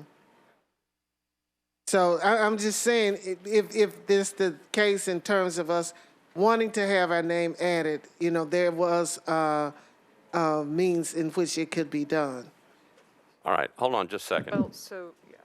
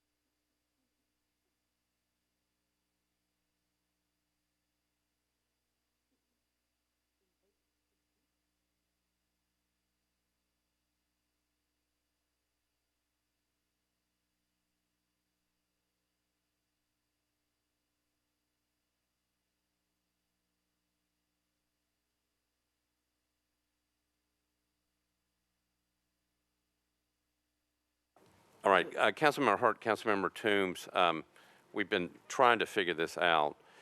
The only things that we can remember in the rules is a motion to reconsider, which is what Ms. Eitland just talked about, or some other amendment process to add you to it, which is fairly difficult. I think what we're going to do is we're going to take the vote and have it as it stood when it passed, and then we're going to take a look, because this does happen every so often.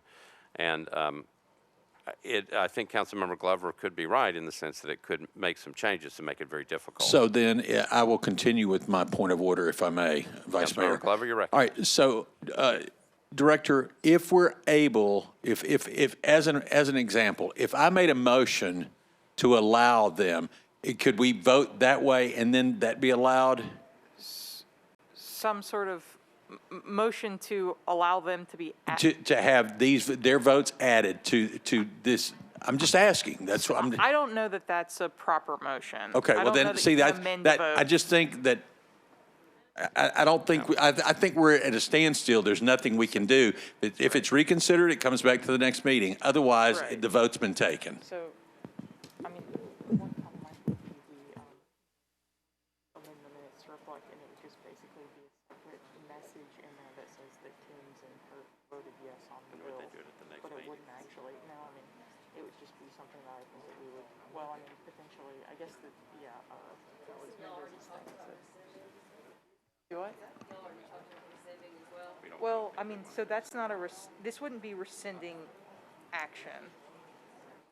So, I don't think that rescinding action would get us to revoting on the Yeah. motion. I think So- it would just rescind the resolution. okay, so let's get back, we need to get back to business. We still have first and second and third reading bills.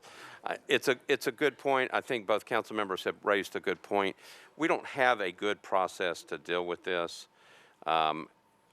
And because we don't, it makes it difficult to try to add people on after the vote has been taken, particularly on a roll call vote. But with any vote, it makes it difficult. So what I'm going to pledge is that we're going to take a look at this in terms of our rules and figure out if there's some process we can add. I know the state legislature does that sometimes, but we're not the state legislature, and we do have rules that we have to abide by. And in this case, the vote was already taken, and so it's recorded. So at this point, we have to move on. All right. All right, so we're ready to move on to item number 40, RS 2021-1236 by Councilmember Young, O'Connell, Allen. Resolution recommending implementation of certain transportation system safety policies in furtherance of Vision Zero. Councilmember Young is not going to move the previous question. You're recognized. Hide and watch me. Thank you, Mr. Vice Mayor. Committee reports. It's yours. And I will give my committee report that we had a substitute from Councilmember Henderson that the committee recommended 12 in favor, 0 against, and we recommended the resolution as substituted, 12 in favor, 0 against, and I will defer to Councilmember Henderson. All right, so Councilmember Henderson, you are recognized.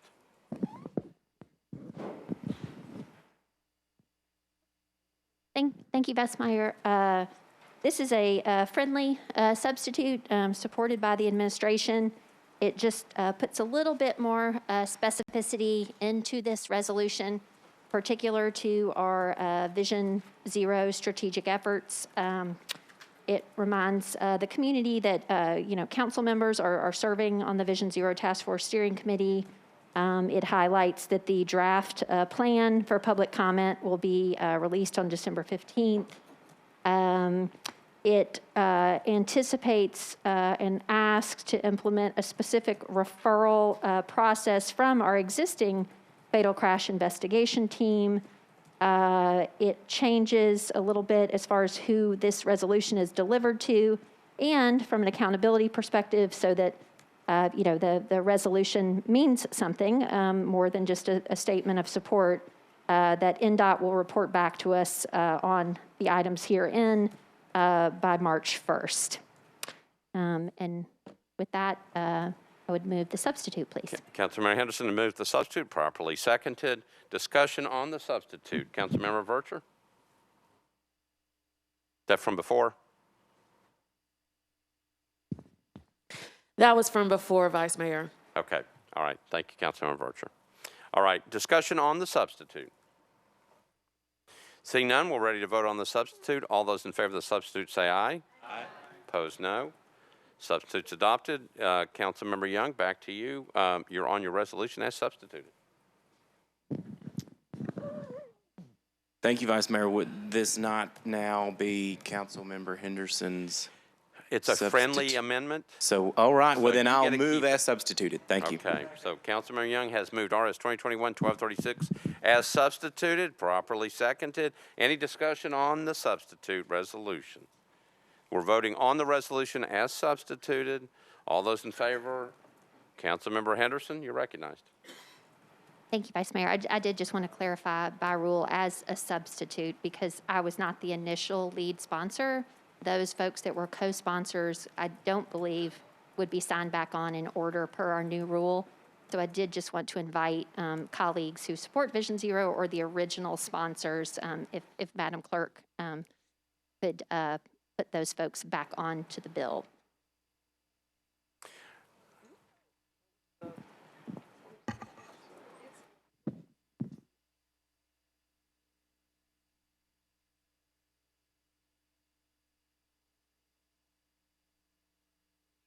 Councilmember Henderson, we will take care of it. Okay.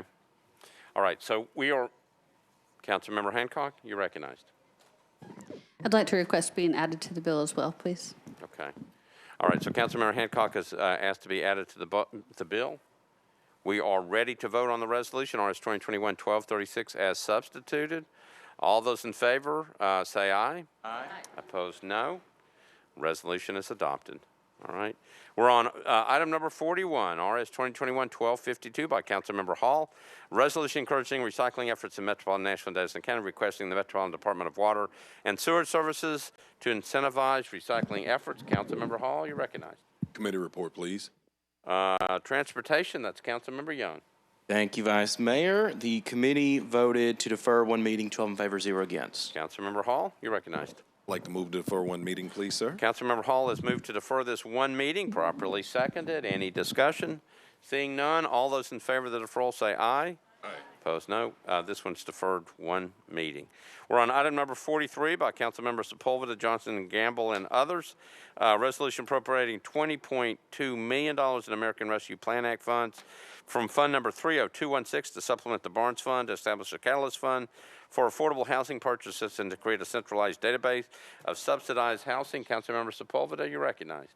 Thank you. Committee reports. Councilmember Allen, Budget and Finance. Thank you, Mr. Vice Mayor. Budget and Finance considered and recommended a one meeting deferral, 7 in favor, 0 against. Okay, Councilmember Parker, Affordable Housing. Affordable Housing recommended a one meeting deferral, 9 in favor, 0 against. All right, Councilmember Sepulveda. Thank you. I'd like to move for a one meeting deferral. Councilmember Sepulveda has moved for a one meeting deferral, properly seconded. Any discussion on the deferral? Seeing none, all those in favor of the deferral say aye. But Vice Mayor, I think Councilmember Sledge is Councilmember. aye, right? All right, we didn't take the full vote. I checked, Councilmember Sledge. I didn't see it. Councilmember Sledge, you're recognized. That's okay, Vice Mayor. I know this can be slow sometimes, the computer system. I did want just let everybody know that there is a substitute in your packet about doubling the amount to each of these. I requested and am full support of the deferral. That is so that the ARP committee has the chance to consider this substitute request, and so the Housing Trust Fund Commission has an opportunity to weigh on that in this request between this meeting and our next meeting. So I just wanted to give people some clarity on the timeline. Thank you. But you're not asking for anything tonight. You just want to let people know. Thank you. All right, we're on a request for a one meeting deferral. All those in favor of the one meeting deferral say aye. Aye. Opposed, no. This one's deferred one meeting. We're on RS 2021-1262 by Councilmember Sepulveda, Gamble, Johnston, and others. Resolution appropriating $7.226 million in the American Rescue Plan Act from Fund 30216 to select Metro departments to upgrade various HVAC systems throughout metropolitan government. Councilmember Sepulveda, you're recognized. Thank you. Committee reports. Councilmember Allen, Budget and Finance. Thank you, Mr. Vice Mayor. Budget and Finance recommended approval, 8 in favor, 0 against. Okay. Councilmember Sepulveda, you're recognized on your resolution. Thank you. This resolution allocates, I believe, $7,722,626 to update our HVAC, and it was a recommendation from the CDC. This came before our ARP committee. It updates for general services, DCSO, health, library, NDOT, NFD, Parks, and Metro Action Commission. And it's to protect our employees, residents, and visitors who come into our Metro buildings. And with that, I would ask for your approval. All right, so Councilmember Sepulveda has moved resolution has moved to pass RS 2021-1262. It's been properly seconded. Councilmember Hall, you're recognized. I just had a couple of quick questions because I know this was geared toward something recommended by the CDC, but is there a RFP already in the works, and what level of protection is this providing in terms of COVID-19, specifically the effectiveness in this upgrade?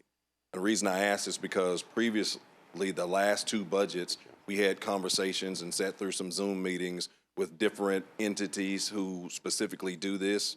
Even the one group that whose product was used to host last year's Super Bowl or made it so people could be in the facility were one of the people who were interested in working with MNPS and Metro over this. So we had some Zoom meetings, and different folks, Councilmember Hurt and others, sat on several of those, and even Director Battle sat on a couple of them to discuss that. So I'm just wondering, is this something that's going to be specifically geared toward being effective toward that? Because we had already started down that road, and I want to make sure that that becomes part of the conversation again. All right, I'm looking, Ms. Wiggins, do you want to take this one? Thank you. Unfortunately, I just don't have the knowledge that our general services Velvet Hunter presented to the committee. As far as, I don't know if it's an RFP. Most of the work, I believe, can be done through our existing contracts. I don't want to say that that's the plan. So I'd have to defer, and I can get more information from Ms. Hunter. Councilmember Hall. Okay, and I can appreciate that. And the reason I mention it again, because specifically some of these conversations that happened and through some of those meetings that we sat through, a big portion of those conversations were the systems that qualified to deal with COVID-19 were UV HVAC systems. And if that's not something that mentioned, then we need to put pause on this particular component because it's something that we know is not going to be effective otherwise. Vice Mayor, I do have the details. So it's replacement of units, installation of UVC or UVGI, installation of needlepoint, bipolar isolation, and addition of portable or wall mount units. And I could give specific details on those if need be. Councilmember Hall. Okay, well, and that's great. So that's why I specifically asked about, was there an RFP or RFQ in the process so that we could vet those? Because prior to COVID breaking out, we didn't have contractors or vendors who were capable of doing that. It hadn't been discussed because in those conversations leading into that, one of the things that we looked at specifically was there were only a handful of companies that were qualified or rated to be able to do that. One was Tennessee-based and had already entered into a conversation about doing contracts with Tennessee Towers. They themselves did the CDC and EPA buildings and other things. And so those were conversations, like I said, that had already taken place.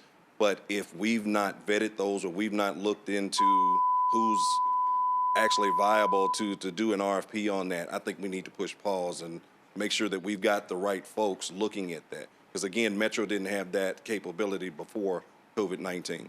Okay. All right. Councilmember Allen, you're recognized.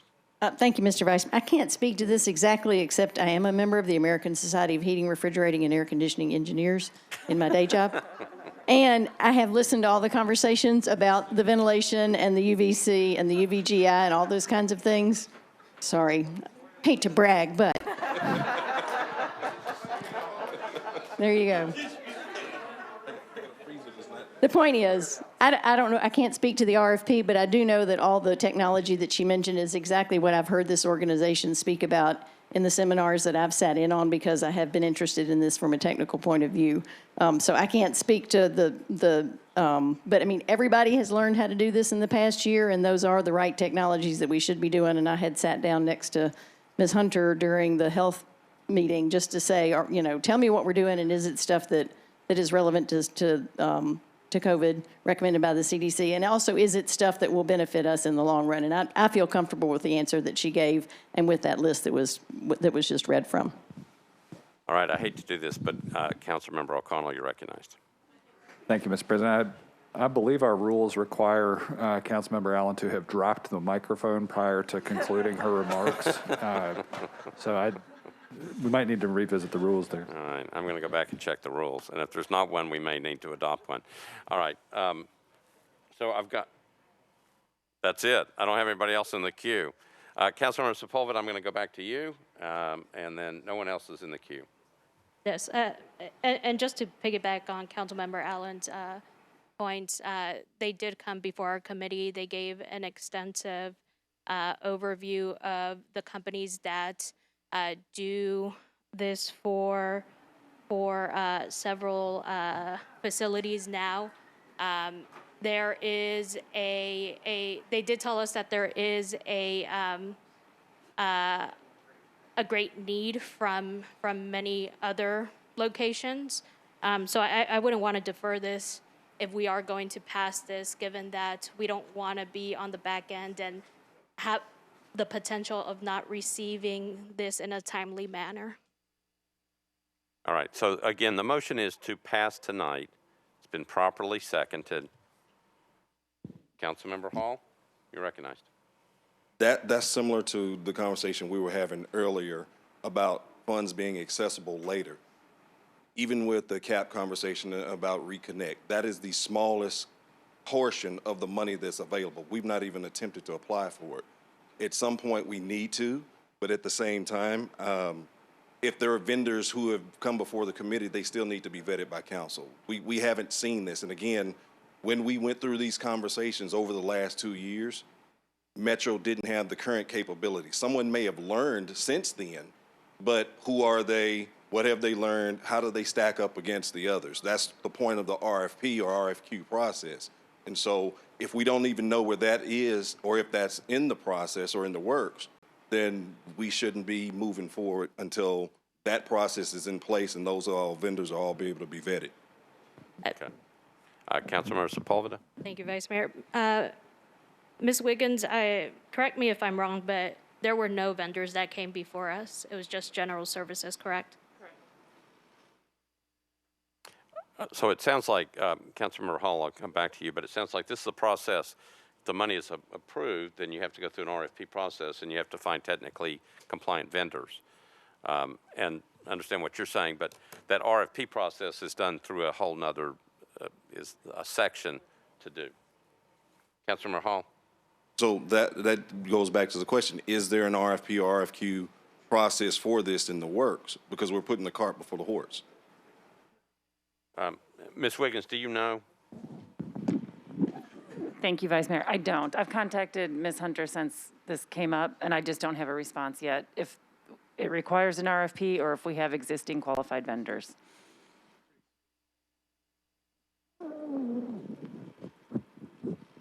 Councilmember Sepulveda, you want to proceed? Proceed. Move for approval. Okay. So Councilmember Sepulveda has moved for approval. I've got a couple people still in the queue. Councilmember Nash, you're recognized. My thought is that until you know you have the money, you're not going to request a proposal to spend that. Okay, thank you, Councilmember.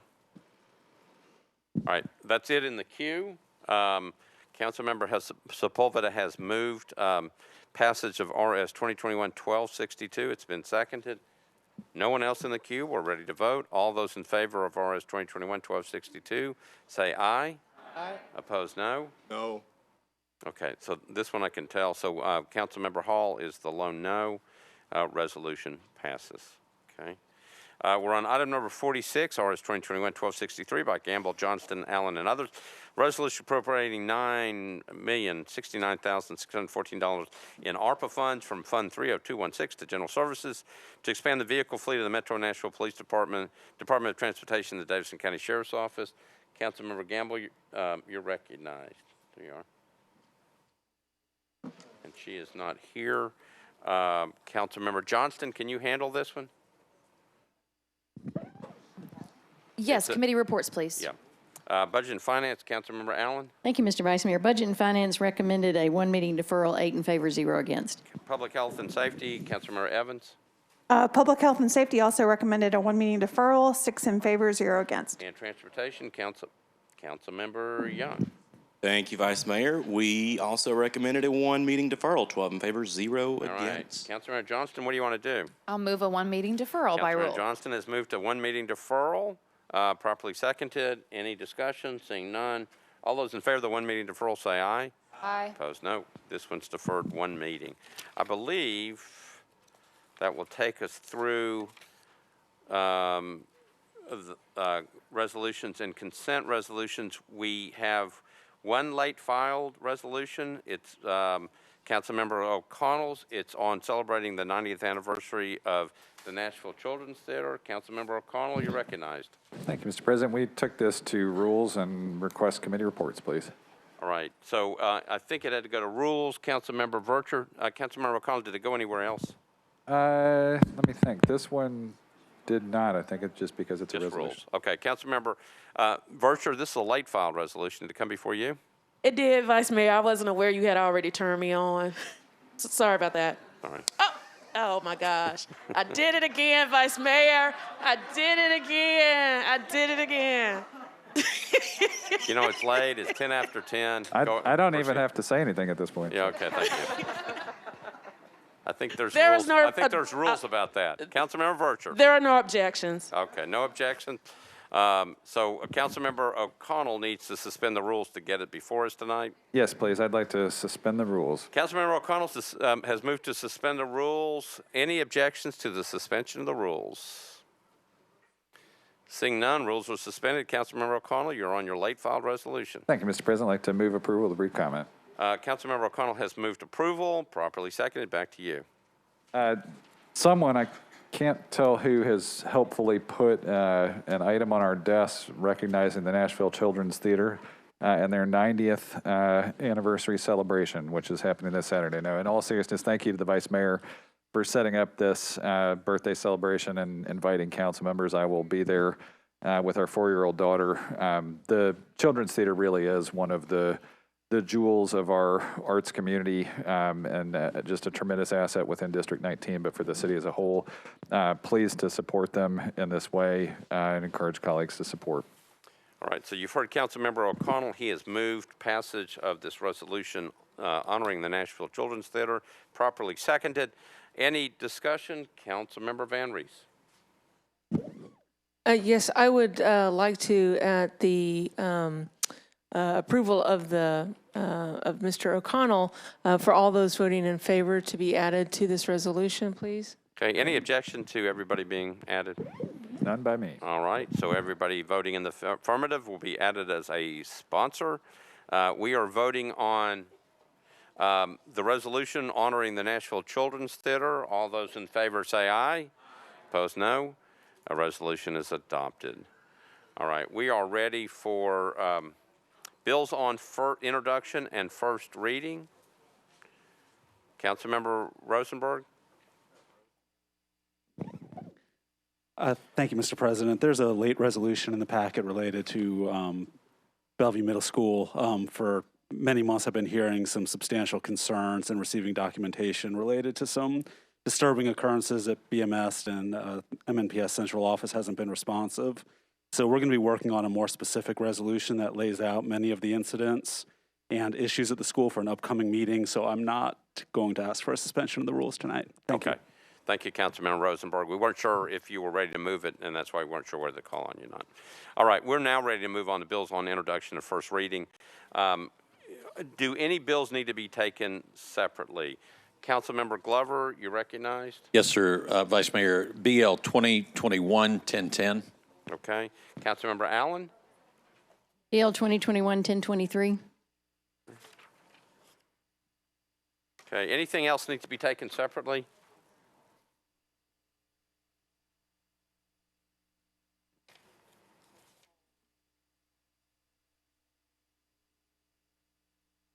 Councilmember Hall, item 80. Yes, item 80, 1043. Okay, item 80, BL 2021-1043 also will be taken off the first reading, the motion to approve everything else. So we have 3 items being taken off. BL 2021-1010, item number 60, BL 2021-1023, and then item number 80, BL 2021-1043, will be taken off the overall motion to approve bills on introduction, first reading. We'll consider those 3 bills separately. Can I have a motion to adopt everything else on bills on introduction, first reading? Got a motion, second. Any other discussion? Seeing none, all those in favor say aye. Aye. Opposed, no. You adopt all other bills except for these 3. We'll go back and revisit those. Item number 57, BL 2021-1010 by Councilmember Glover. Ordinance to amend section 6.77.320 of the Metropolitan Code relative to the operating area of entertainment transportation vehicles. Councilmember Glover, you are recognized. Thank you, Vice Mayor. I would like to move a substitute on this, please. All right, Councilmember Glover is moving a substitute, which he can do. Properly seconded. Back to you for an explanation. Now, if I could, I will give just a brief explanation, then ask the director to explain it further if necessary. when this bill was first introduced, it got deferred at the last meeting. Now we're getting close to the second semester beginning for our schools, and we made a change in this, and specifically, this will not allow party vehicles or entertainment transportation vehicles to come within 600 feet of a school, and so that'd be for all of the city. This was originally for just the downtown area, and so we expanded that for all of the city. And correct me if I'm wrong, I believe that's what this now does. And then the rest of it just basically lets the Metro Transportation and Licensing Commission do the routes, et cetera. But this specifically says that you will not get close to a school within 600 feet of a school between the hours of 8 a.m. and 6 p.m. Monday through Friday. And with that, I move the substitute. Okay, so. It does one more thing. Oh, I'm sorry. Okay, go ahead. I knew I'd forget. So it also amends Section 677-240 of the Metro Code to make it an offense for an operator of an unenclosed entertainment transportation vehicle to knowingly allow a passenger to consume an open container of alcohol. Yeah, my fault, Vice Mayor. So that's why I asked also for. So with that, I renew my motion on substitute. Okay, so the motion is to approve a substitute for Bill 2021-1010 to get it in the proper form. Properly seconded. Any discussion on the substitute? Seeing none, all those in favor of the substitute say aye. Aye. Opposed, no. Substitute's adopted. So now we're on Bill 2021-1010 as substituted for passage on first reading. Councilmember Glover, we need to do that part. We just need to get it approved on first reading. So move with the substitute on first reading, please. Okay, got a proper motion, proper second. Any discussion on passing this one on first reading?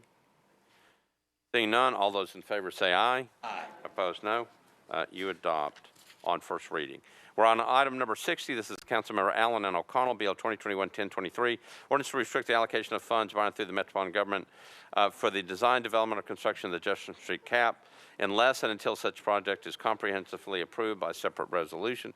Councilmember Allen, you're recognized. Thank you, Mr. Vice Mayor. In light of previous votes related to the Jefferson Street CAP, I would like to withdraw this. Bill is withdrawn. Okay.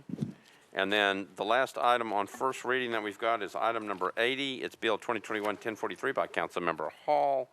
And it's an ordinance to amend Title 17 by change from IR to OL zoning for property located at Jenny Brown Lane, south of Ashland City Highway and west of Barley Parkway. Councilmember Hall, you're recognized.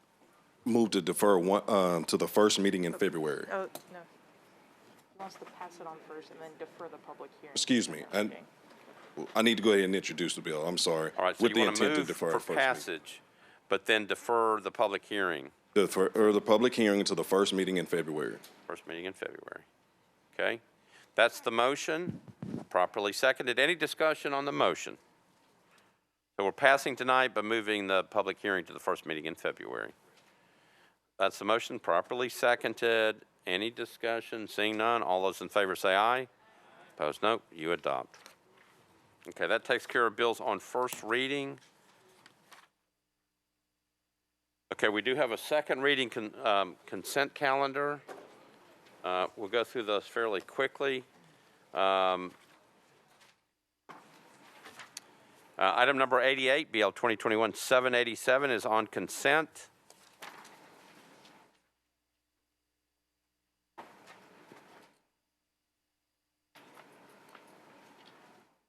Item number 94, BL 2021-1012 is on consent. Item number 98, BL 2021-1016 on consent. Item number 99, 1017 on consent. 100, item number 100, 1018 on consent. 1019 on consent, and 1020 is on consent. Anything needs to be bumped off of the consent calendar? Councilmember Porterfield. Thank you, Vice Mayor. I would like to bump 1018, please. All right, 1018 is bumped. That's item number 100. 1018 is bumped. Okay.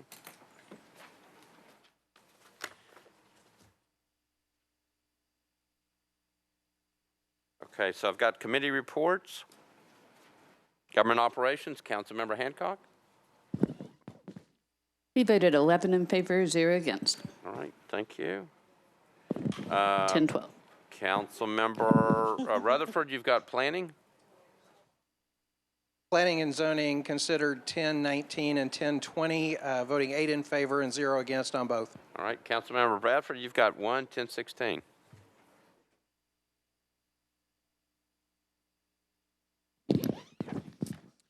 BL 2021-1016, we voted 5 in favor, none against. Okay. Councilmember Evans, you've got 1017. On 1017, we voted in favor, 6 in favor, 0 against. All right. And Councilmember Young, you've got 1019 and 1020. Thank you, Mr. Vice Mayor. On 1019, we voted to recommend, 12 in favor, 0 against. And on 1020, we were in the committee room. That was our 1020. Okay, that I know, flopped. I got it. Okay.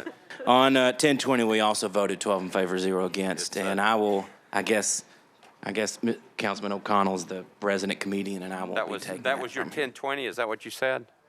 Our 1020 was in the committee room. That's where we met. Right. Yeah. Do you know what time it is right now? Time for me to not be No, Councilmember Young, look at the clock. Quickly. Oh.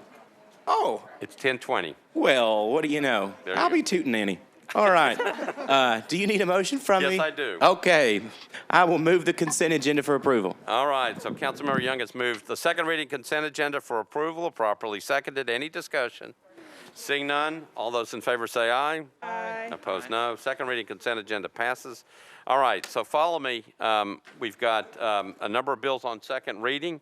I've got item number 86, BL 2021-654 by Councilmember Rosenberg, and item number 87, BL 2021-655 by Councilmember Rosenberg. Councilmember Mendez needs to abstain on both these bills. Councilmember Rosenberg, I believe this is the record-setting deferral bill. 654, an ordinance to amend Title 17 by change from RM2 to RS40. Property located at 6,000 River Valley Drive, southeast corner of River Valley Drive and Newsom Station Road. And then 2021-655, ordinance to amend Title 17 by canceling a portion of the Riverwalk Plan Unit Development District located at 6,000 River Valley Drive at southeast corner of River Valley Drive and Newsom Station Road. Councilman Rosenberg, you're on your two bills. Thank you, Mr. President. Committee reports, please. Planning and Zoning, Councilmember Rutherford. Planning and Zoning voted 8 in favor and 0 against to indefinitely defer on both bills. Councilmember Rosenberg. Thank you, Mr. President. And I apologize because I know you've gotten some sort of comfort from reading these captions on a regular basis, Yeah. but I'd like to move to defer indefinitely. Ladies and gentlemen, members of the council, this is historic.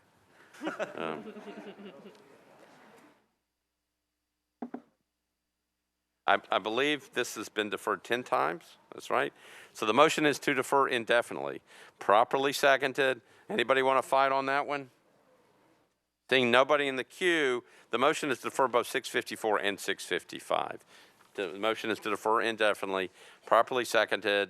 No discussion. All those in favor say aye. Opposed, no. These bills are deferred indefinitely. Okay.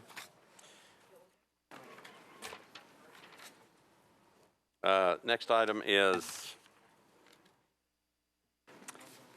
make sure I've got it. It's item number 89. It's Bill 2021-897 by Councilmember Sepulveda, an ordinance to amend Title 17 of the Metropolitan Code by applying a contextual overlay district to various properties located east of Nolensville Pike, zoned R10, R15, R20, and RS10. It's 101.34 acres. Councilmember Sepulveda, you are recognized. Committee reports. Councilmember Rutherford. Planning and Zoning voted 8 in favor and 0 against to defer 2 meetings. Okay, Councilmember Sepulveda, back on your bill. Move to defer 2 meetings. Motion is to defer 2 meetings, properly seconded. Any discussion? All those in favor of the deferral motion say aye. Opposed, no. This one's deferred 2 meetings. We're on item number 90, BL 2021-912 by Councilmember Allen, O'Connell, Sawara, and others. Ordinance amending Chapter 2.213 of the Metropolitan Code to create a mechanism for the implementation of the Inclusionary Housing Incentive Program. Councilmember Allen, you're recognized. Thank you, Mr. Vice Mayor. I'd like to move for deferral with a brief explanation. All right, I've got a couple committee reports in. Sorry, committee reports. Councilmember Parker, Affordable Housing. Affordable Housing recommended a deferral to the first meeting in February. Okay. Councilmember Rutherford, Planning and Zoning. Planning and Zoning also voted 8 in favor, 0 against to defer to February. All right, and Councilmember Allen, you've got the Budget and Finance Committee. Budget and Finance recommended a meeting deferral to February 1, 8 in favor, 0 against. All right, Councilmember Allen, you're on your bill. So this is a companion bill to BL 2021 892 that we also deferred because we're waiting on information. So these will be taken up together. All right, so the motion is to defer until February, first meeting in February. Okay, that's the motion, properly seconded. Any discussion? We're on a deferral motion, the first meeting in February. All those in favor say aye. Aye. Opposed, no. Bill is deferred to the first meeting in February.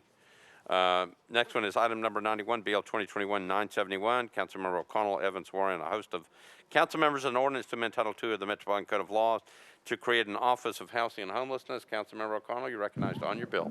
Thank you, Mr. President. I'd like to get committee reports, please. Councilmember Parker, Affordable Housing.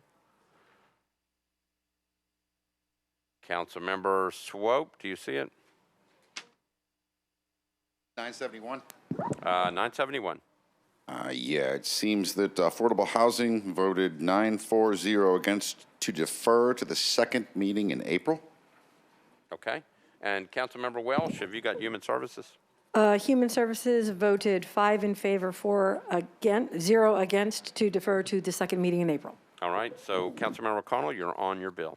Thank you, Mr. President. I'd like to move to defer to the second meeting in April with a brief comment. All right. So Councilmember O'Connell has moved to defer this bill to the second meeting in April. Is that right? Yes. Second meeting? Yes, Second meeting. Okay. Second meeting in April, properly seconded. Councilmember O'Connell, you're recognized. Thank you, Mr. President. Colleagues will note we've had a lot of discussion on this. We've had a special joint committee of Affordable Housing and Human Services. We did have a special called meeting of the Continuum of Care and Homelessness Planning Council on Friday. That meeting lacked a quorum. We will be meeting again on our regular schedule tomorrow for that council. And then I also want to bring this bill to the Barnes Fund Commission. Where we are, you can see the substitute in the package. I think what I'd like to do is follow what the substitute proposes that worked on with the administration to ensure that we do have a period to study this, but be prepared to take more decisive action as we get closer to the start of the next fiscal year, kind of in coordination with the budget. And so that's deferring out to late spring to restart the conversation then with input from the Planning Council, Barnes Fund, and probably one, maybe a couple of stakeholder meetings in the meantime as the mayor's office works with us to set up that study. I'll be bringing I think a new bill and or resolution to get that study kind of formally codified based on this substitute, but appreciate colleagues' patience and willing to work through this important topic, and we'll renew my motion for a deferral to the second meeting in April. All right, you've heard the council members' motion to defer. Again, it was properly seconded. Any discussion on the deferral motion? Seeing none, all those in favor of the deferral motion to the second meeting in April say aye. Opposed, no. Motion to defer passes. Item number 92, BL 2021-973 by Stiles and Porterfield. Ordinance to amend Title 8 of the Metropolitan Code of Laws related to animals. Councilmember Porterfield, you're recognized. Thank you, Vice Mayor. I would like to withdraw with a brief explanation, please. All right, so Councilmember Porterfield is withdrawing. Just for your brief explanation. Thank you so much, Vice Mayor. We will be looking at bringing this legislation back. The Animal Control Department does have some changes that they would like to make to the legislation. So the lead sponsor is working with that department to make sure that we can bring back some really strong legislation for everyone. So we're looking to bring that back in January. Thank you, Vice Mayor. All right. Thank you, Councilmember Porterfield. Item number 93 is the next bill, BL 2021-1011 by Councilmember O'Connell. Ordinance to amend Chapter 7.08 of the Metropolitan Code of Laws pertaining to the sale of beer and beer permits. Councilmember O'Connell, you're recognized. Councilmember O'Connell. You're on 1011, Bill 2021-1011. Thank you. Request committee reports, please. Government Operations, Councilmember Hancock. On BL 2021-1011, should I include the amendment and substitute? I say go for it. Yeah. Okay, we voted 11-0 as substituted and amended. All right, thank you, Transportation. Councilmember Young. Thank you, Vice Mayor. We had a wild and crazy time, but let me tell you, we all came to agreement. And on the substitute, we recommended 10 in favor, 0 against. And there was an amendment to the substitute that we recommended 10 in favor, 0 against. And on the bill as amended and substituted, we also recommended 10 in favor, 0 against. Great, thank you, Councilmember Young. That was very helpful.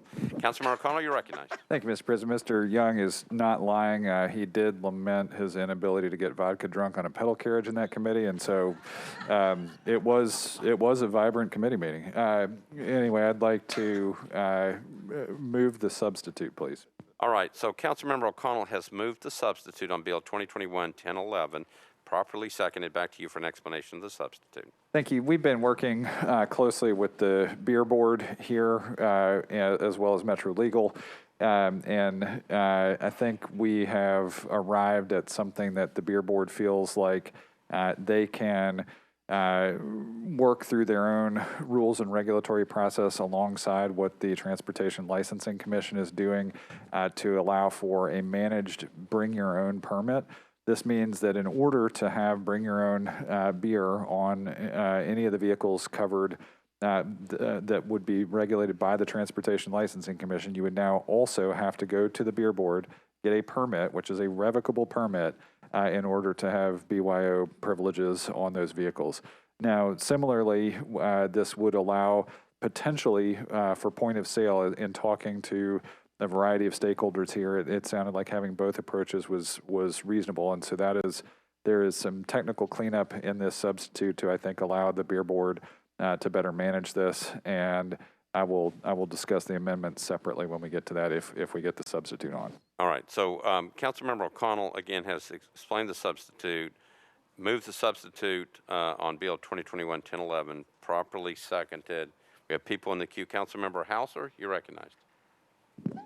Yeah, I have a question. I'm trying to determine how bringing your own booze is not going to revert right back to the same issues that we had with booze being sold on the entertainment vehicles. Because it seems like either way, people are consuming alcohol and behaving accordingly on a moving vehicle without seatbelts. I just didn't know how it was safer if they brought their own rather than being sold on the vehicle. Councilmember O'Connell. Thank you, Mr. President. To be clear, this is what they've been doing in an unpermitted way already. There has basically been no regulation of the BYO process. Now they have to pay a fee to this. They are subject to the same style of brick and mortar regulation that exists for beer, except in this case for BYO. The legislation, and I encourage folks to take a look at this, has language in there specifically about how that BYO process works from arriving at the site of where the vehicles embark and so forth. So it is not just like, hey, we can, pedal on over to a 7-Eleven, pick up some beer and keep going. I think it will ultimately result in a much safer environment than the completely unregulated environment we've had previously, especially with the increase in regulations that the Transportation Licensing Commission is now engaged in creating. So, I mean, just again, bottom line, this is completely unregulated right now. And so this is adding a layer of regulation that does not currently exist. Councilmember Hauser. Okay, I'll drop it. I'm just still concerned about the fact that we would still have the behaviors that are destructive to our community, and I'm concerned that it appears that often we allow the people who live in the city to have to suffer for those outside of our city who may be bringing money into the city, but I don't know that it's necessarily worth it. Councilmember O'Connell. Thank you, Mr. President. I don't disagree with Councilmember Hauser's general observation here. I think in this case, we've already, the only vehicles that will be allowed upon passage of this bill to pursue this at the moment are those already regulated by the Transportation and Licensing Commission, which are the pedal carriages. And so the pedal carriages are the ones that already have a specific boundary. And again, the pedal carriages were doing this in an unregulated way previously. This applies regulation. These permits are revocable. And I think the point that we've heard in committees is that if those behaviors continue, these permits will be revoked and the availability of alcohol will cease. Okay. Councilmember Sawara, you're recognized.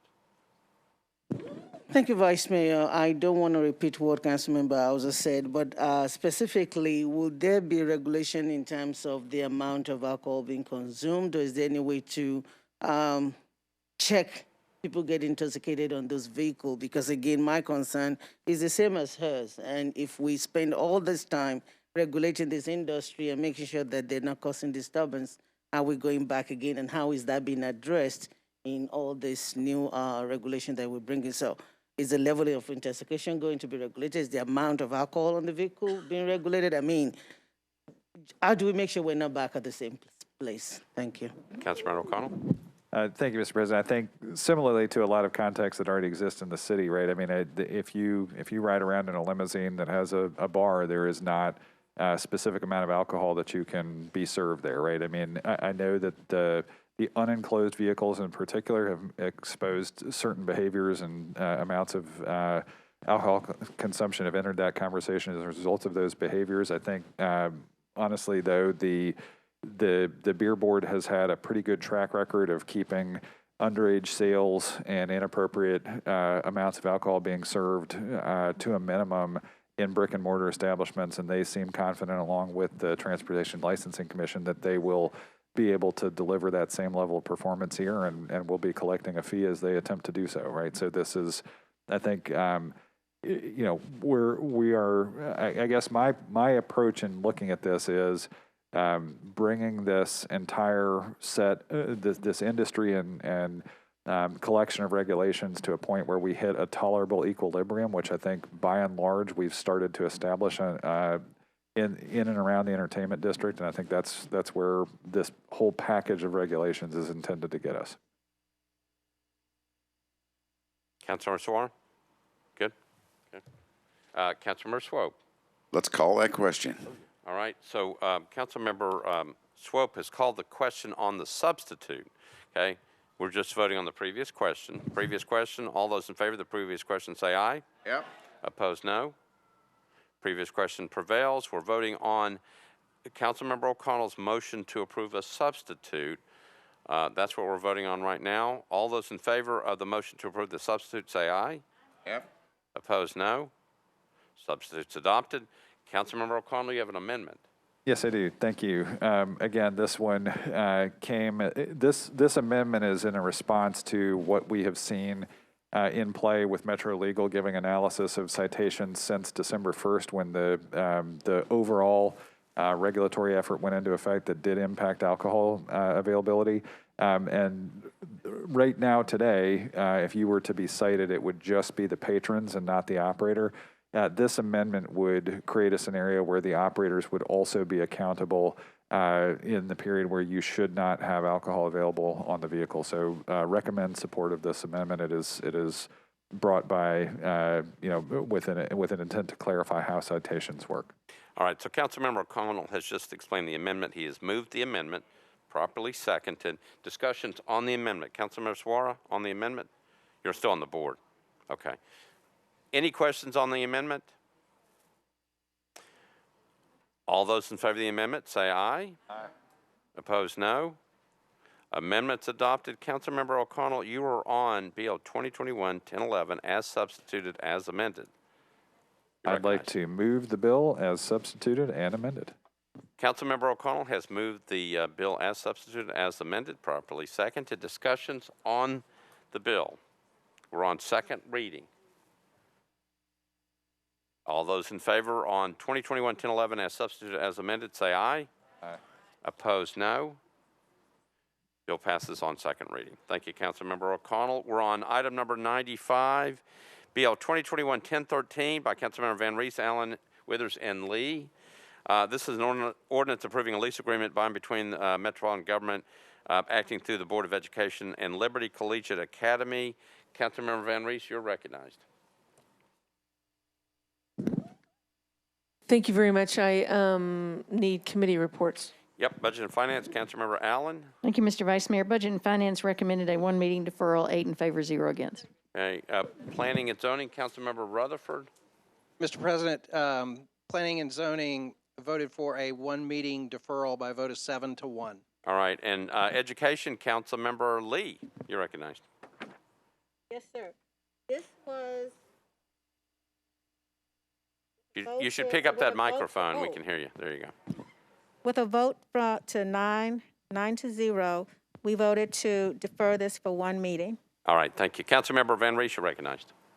Yes, sir. Colleagues, I apologize for not being at the committee meetings in regard to this, but I was able to watch online yesterday. I understand the overall need for one meeting deferral so that more conversation can be having not over on this, but some other charter school lease agreements. But I did want to bring to your attention that this particular middle school has been a part of District 8 for a number of years and has my full support for its continued success. And I wanted to make sure that that was clear. But with that and with my colleagues' comments from yesterday, I'll go ahead and ask for a one meeting deferral. All right, so it's actually deferred by rule anyway, so Okay, well then, one meeting deferral. I support the rule. You're good. Item number 96, BL 2021-1014, Councilmember Sledge, Allen, and others. Ordinance approving a lease agreement by and between Metropolitan Government through the Board of Education and Cameron College Prep. Councilmember Sledge, you're recognized. Thank you, Vice Mayor. Committee reports, please. Councilmember Allen, Budget and Finance. Thank you, Mr. Vice Mayor. Budget and Finance recommended a two meeting deferral, 8 in favor, 0 against. All right, Councilmember Lee, Education. Yes, Education voted 9-0 for a two meeting deferral. All right, Councilmember Rutherford, Planning and Zoning. Planning and Zoning voted for a two meeting deferral. All right, Councilmember Sledge, what do you want to do? I would like to defer 2 meetings, please. Councilmember Sledge has moved to defer 2 meetings, properly seconded. Any discussion on the deferral? All those in favor of the deferral say aye. Opposed, no. You adopt this, defer 2 meetings. We're on item number 97, BL 2021-1015 by Allen, Withers, Robertson, Lee, an ordinance approving a lease agreement by and between Metropolitan Government through the Board of Education and Nashville Prep. Councilmember Allen, you're recognized. Thank you, Mr. Vice Mayor. We'll give a committee report. Let me see. Education, Councilmember Lee. Yes, Education voted 9-0 for one meeting deferral. Councilmember Rutherford, Planning and Zoning. Planning and Zoning voted 8 in favor, 0 against for a one meeting deferral. All right, Councilmember Allen, you got Budget and Finance, and if it stays the same, it's just deferred by rule. Gotcha. So Budget and Finance recommended a one meeting deferral, 8 in favor, 0 against, so deferred by rule. Deferred by rule. So that will be deferred one meeting. All right, we're on item number 100, BL 2021-1018. This is an ordinance approving an agreement between Lights On and the Metropolitan Government of Nashville and Davidson County through the Police Department for the participation in the Lights On program that provides bulb repair vouchers that officers may distribute to a targeted area in lieu of traffic tickets. Councilmember Allen, Evans, Gamble, and Porterfield. Councilmember Allen, you're recognized. Thank you, Mr. Vice Mayor. Committee reports. Public Health and Safety, Councilmember Evans. Councilmember Bradford.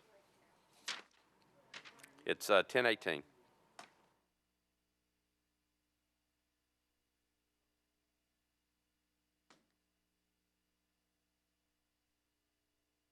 Councilmember Evans, we're on 1018.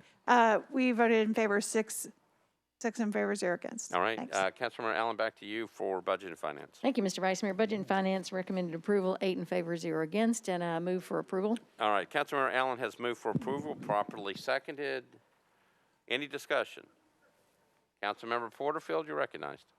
Thank you, Vice Mayor. I wanted this pulled off just so that we could discuss it, just to bring some attention to it really quickly. If for any of my colleagues is not familiar with this program, this is an initiative that's happening across the country in which the police department will be provided with vouchers that they can give individuals if someone has a tail light out or a turning light out, as opposed to giving them a ticket.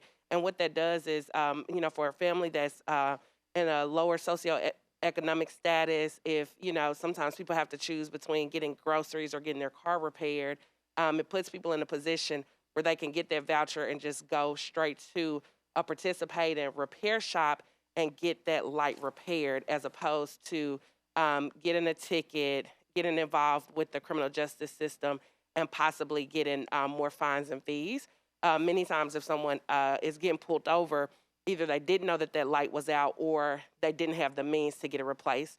So this is just a great program that will provide some relief for individuals who don't have the means to get those repairs done, and also hopefully help build trust in communities where trust has not always been there with our police department. So the hope is that this will help to build some trust in that area as well. So it's a really great initiative. Again, it's happening across the country. I'm excited to see it happening here in Nashville, and I ask my colleagues to support it. Thank you, Vice Mayor. Thank you, Councilmember Porterfield. Councilmember Allen has moved for passage on second reading of 2021-1018. Properly seconded. Councilmember Benedict, you're recognized. Thank you, Mr. President. I just have a quick question. In the description, it says that this is for a targeted area. I was wondering if legal could explain that. Director Zeitlin could explain what that means. I believe that, hang on, let me pull up the analysis for this one, because I believe that it's... It appears to me that it's probably a targeted area, as in Nashville. Well, no. Yeah, I think that it may even be specific areas in Nashville that are going to be eligible for the program, like specific precincts, instead of across Nashville. Councilmember Benedict, we can actually, this is on second reading, we can actually probably do it on third and get you the information. Yeah, and it's just informational. I mean, it sounds like an awesome program. I really appreciate the sponsor bringing it forward. I'll make a note and see if we can figure out exactly where we're targeted. Thank you. Again, this is passage on second reading. Councilmember Allen has moved for passage. Clears the queue. All those in favor of 2021-1018 on second reading, say aye. Aye. Opposed, no. 2021-1018 passes on second reading. Okay, we're on bills on third reading, so stay with me. We have a consent calendar. So the first bill on consent is item number 107. It's 886. Item number 886, which is item 107, is on consent. 108 is on consent. That's 941. 942 is on consent. 945 is on consent. 947 is on consent. 952 is on consent. 970 is not. That's item 113. But I believe everything else is going to be on consent. 972 is on consent. 976 is on consent. 977, 978, 979, 980, 981, and 982. That's the last bill on third reading. Anything needs to be bumped off? Councilor Mendes, which one? 972. Okay. Okay, so 972 needs to be bumped off. Okay. Item number 114, item 972. Okay. All right, so anything else needs to be bumped off? All right, so we have a third reading consent. Those are the bills on third reading consent. We do have some committee reports. Just one, actually. It's from Planning and Zoning. Councilman Rutherford, you're recognized. Thank you, Mr. President. Planning and Zoning considered 941, 942, 945, and 952, voting 8 in favor and 0 against on all.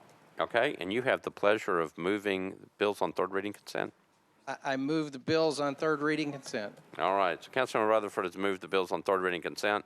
Properly seconded. Councilmember Allen, question? Oh, you know what? I didn't read the captions. All right, well, I'll go back and read them. That would have been faster if I'd just not done them. But thank you, Councilmember Allen. All right. All right, so this is just going to take a minute. I'm sorry. I'll go back and read them all. All right, so we are on BL 2021-886. I'll read these really quick. Councilmember Porterfield, ordinance authorized building material restrictions requirements for BL 2021-766.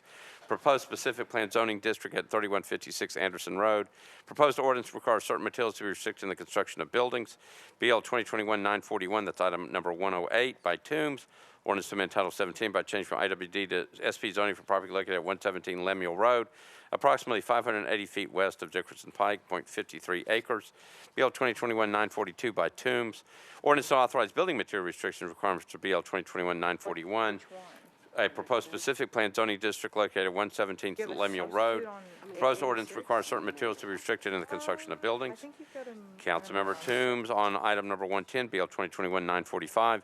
Ordinance to amend Title 17 by change from RS 7.5 to RM 9 NS zoning for properties located at Monticello Drive, unnumbered, approximately 100 feet east of Woodwich Drive.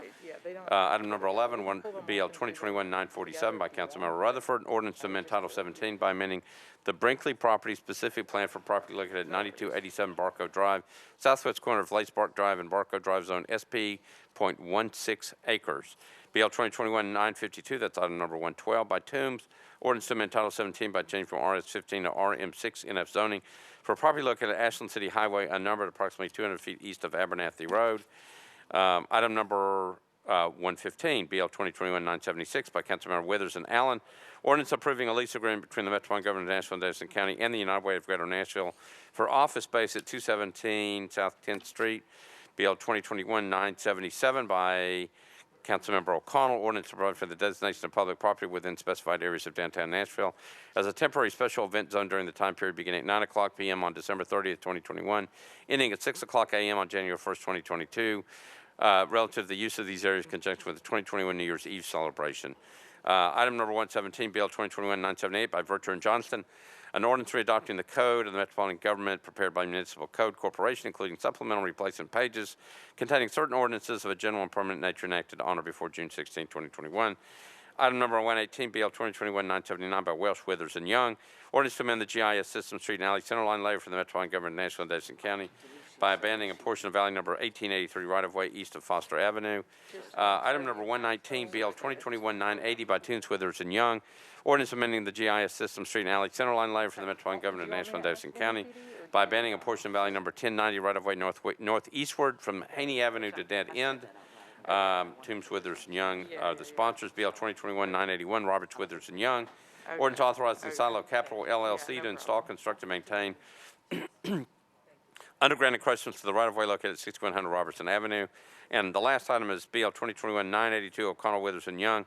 Ordinance authorizing the Metropolitan Government to set the fire hydrant assembly for a property located at 1700 Pearl Street. All right.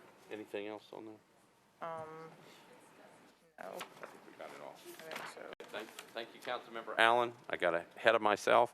Councilmember Rutherford's already given a report. Councilmember Rutherford has moved to approve everything I just read.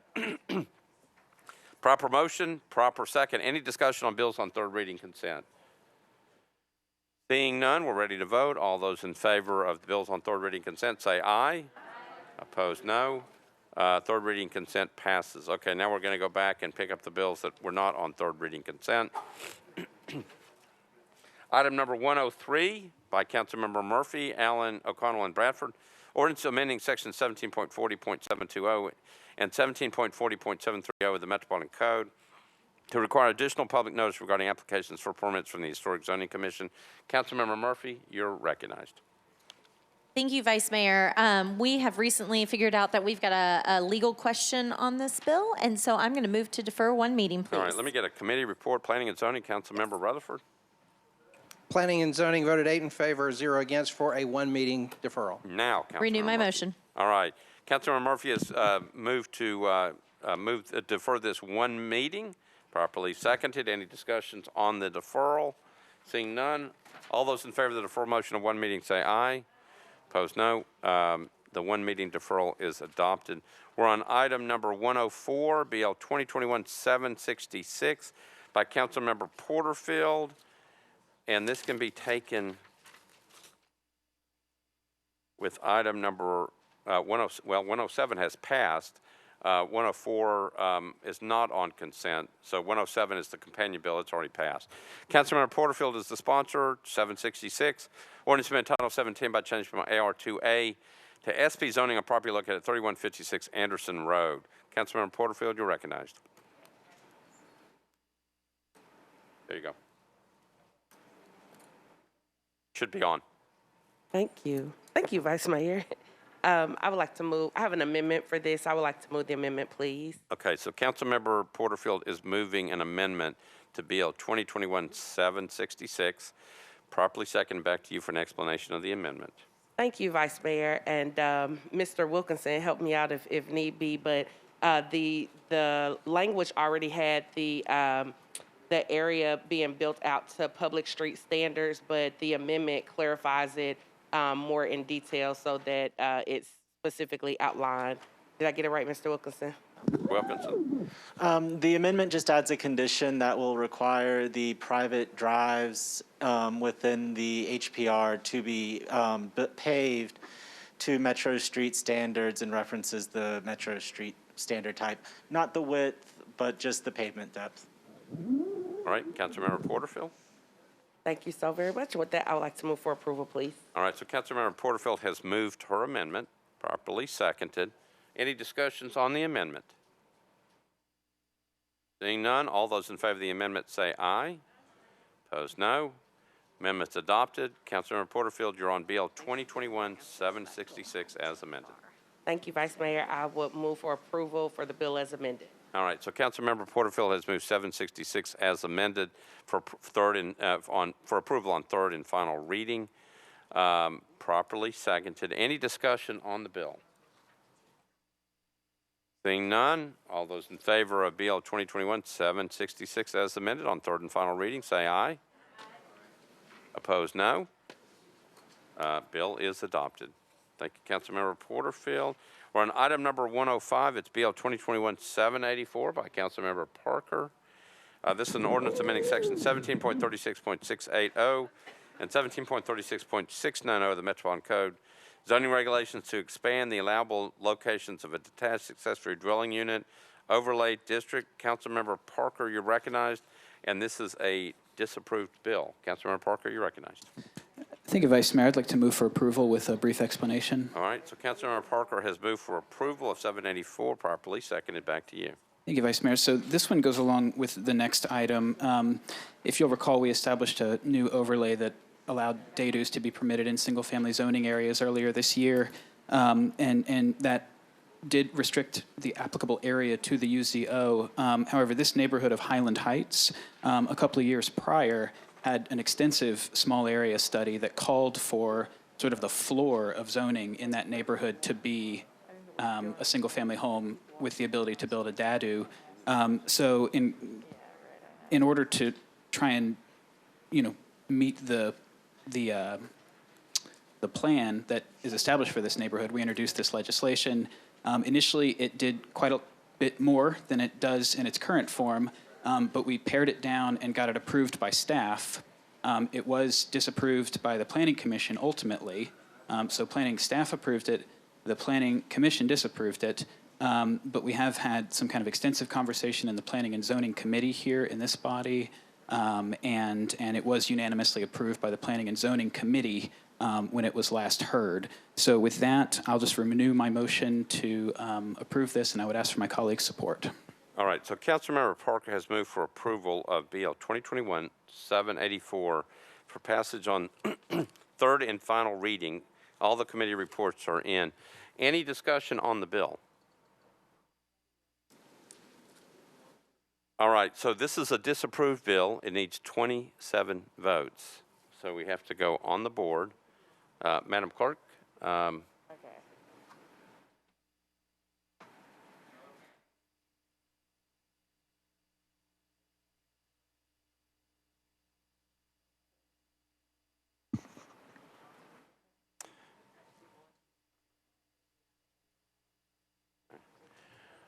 All right, Madam Clerk, if you would, we are voting on third and final reading of Bill 2021-784. It's a disapproved bill. It needs 27 votes to pass. Madam Clerk, if you would, open up the machines.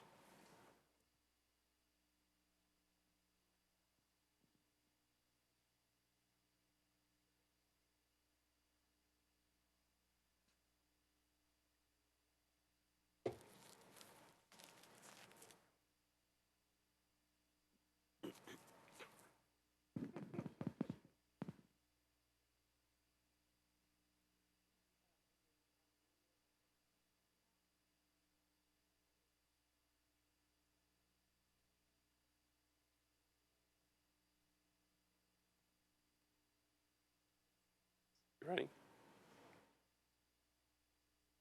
All votes are in. All votes are in, Madam Clerk. Close the machines, take the vote.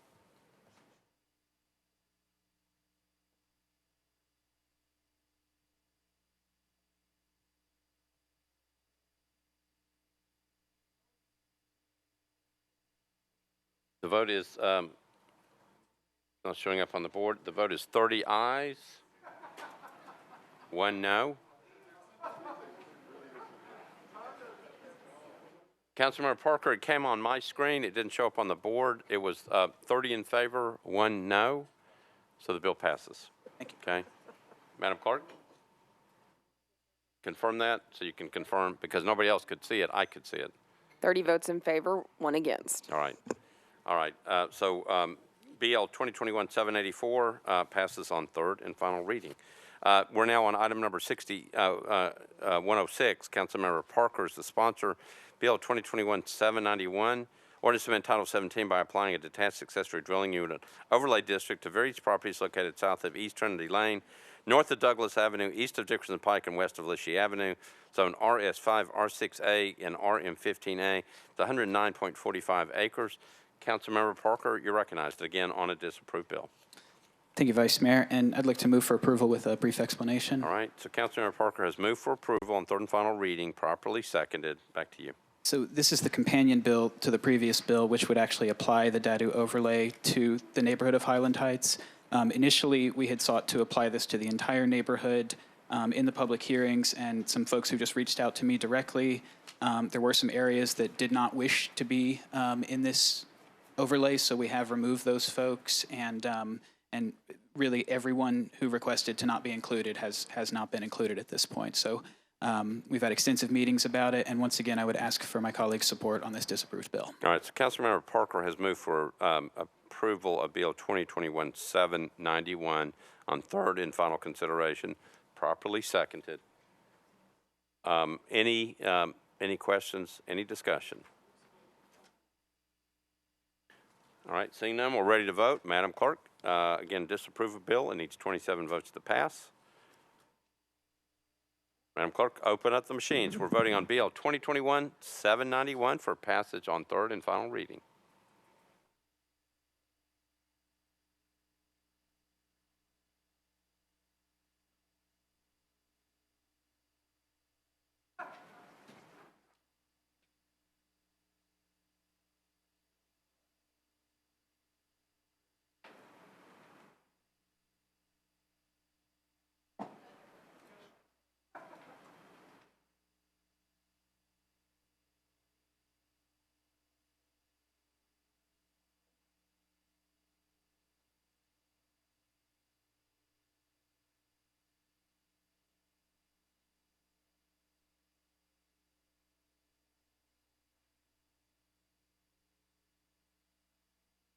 Yes, all votes are in. All right, all votes are in. Madam Clerk, close the machines, take the vote.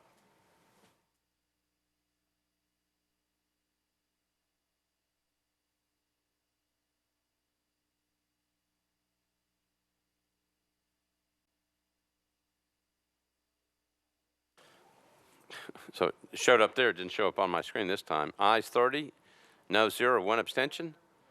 The bill passes on third and final reading. Okay. All right, we are now on, I believe we only have 2 bills left on the calendar. We're on item number 113. This is BL 2021-970 by Council Members Allen, Welsh, Hauser, and others. Ordinance to amend Section 2.24.250, the Metropolitan Code to require the proceeds of the sale of delinquent tax sale properties to be deposited into the Barnes Fund for Affordable Housing. Councilmember Allen, you're recognized. Thank you, Mr. Vice Mayor. I'd like to move for approval with a brief explanation. All right, so Councilmember Allen has moved for approval, properly seconded. Back to you. This takes money from sale of delinquent tax properties and applies it to the Barnes Fund. There is an amendment that I believe Councilmember Sawara is going to offer that will clear up some potential confusion with an earlier bill that the council had passed about what to do with sale of public property. Or I can move that amendment. Councilmember Sawara, do you want to handle the amendment, or do you want Councilmember Allen to? Let it happen. Councilmember Sawara, grab your microphone, and you've got an amendment in the package. All right, thank you, Vice Mayor. It is an housekeeping amendment, and it's supposed to clear confusion, and Ms. Anna Zeigner can explain better what it does. But it's just to make sure that this bill and the bill passed Proud Council, Proud Town Councilmember Murphy does not collide and there's no misunderstanding. So that's what this housekeeping amendment is seeking to do. All right, so Councilmember Sawara is going to move the amendment, properly seconded. She's just discussed it. Councilmember Mendez, on the amendment. Not on the amendment. Oh, not on the amendment, okay. Councilmember Sawara has moved the amendment, again, properly seconded. Any discussion on the amendment? Seeing none, all those in favor of the amendment say aye. Aye. Opposed, no. Amendment's adopted. Councilmember Allen, you're on your bill as amended. Thank you. I would like to move the bill as amended with a brief explanation. All right, back to you, Councilmember Allen. Again, the Properly Barnes Fund seconded. is one of two great tools that we have to build affordable housing. It is now up to speed and is putting hundreds of houses in the hands of people who would otherwise not be able to afford to own a house. So it's been a very successful fund. It does not have any sources of funding, so this would create a very small one, but nonetheless would make a step in that direction. Again, these are not huge. These are not large. Generally, amounts of money that we get from these, they often are funny-shaped pieces of property that are not very big. And in general, the back tax property are one of the tools that are offered to Barnes Fund recipients to use the land. So there's a direct connection between there. And so I would ask my colleagues to support this because the Barnes Fund has done a great job of leveraging sometimes 7-to-1 or 12-to-1 money that we put into it that is then used by the nonprofit groups who know how to then get federal funding and other things. So it's a very successful program and is solving a huge need. So I ask for your support. Thank you. All right, so Councilmember Allen has moved for passage of Bill 2021-970 as amended for passage on third and final reading. It's properly seconded. Councilmember Mendez, you're recognized. Just briefly, so I'm in support of this. I'm going to vote for it. I think an additional funding source for the Barnes Fund is appropriate, but I want to at least quickly mention that this is one of a batch of things we're passing recently, including another one still tonight, where we are taking money that would otherwise go to the general fund and earmarking it for sources. And so this is, a vote for this is a vote for a matching tax rate increase at some point in the future. And we should know that. And I think maybe not everybody in the room, but the majority of us are looking for a city that's providing a more modern set of robust services, and so we support that. But this is not cost-free to do this. It does have an impact. It's a non-operating budget piece of legislation that does, unless we're going to decrease services in the future, decrease salaries in the future, or somehow be magically exempt from inflation, this has, to a very small dollar amount that's involved, some impact on future budgeting. Thank you. Okay. Thank you, Councilmember Mendez. Councilmember Vercher, you're recognized. Thank you, Vice Mayor. This is just simply a mere comment as we continue to tout our efforts as it relates to affordable housing. And I'm not going to blast any one district. We just need to really begin having a serious conversation about the needs here in the city. We can't say we're advocating for affordable housing when we have a district in this city that doesn't have any apartment complexes. So I just wanted to state that on the record, Vice Mayor. All right. Thank you, Councilmember Vercher. Anybody else? We are getting ready to vote on Bill 2021-970 as amended. Again, moved by Councilmember Allen, properly seconded. Nobody else in the queue? Ready to vote? All those in favor of Bill 2021-970 as amended, say aye. Opposed, no. Bill passes on third and final reading. Last bill on the calendar, and I'll tell you that I've had a request for 2 quick messages right at the end. Bill 2021-972 by Councilmember Allen, Henderson, Young, and others. Ordinance amending Title V of the Metropolitan Code of Laws relative to providing funds for restoring and maintaining Nashville and Davidson County's tree canopy. Councilmember Allen, you're recognized.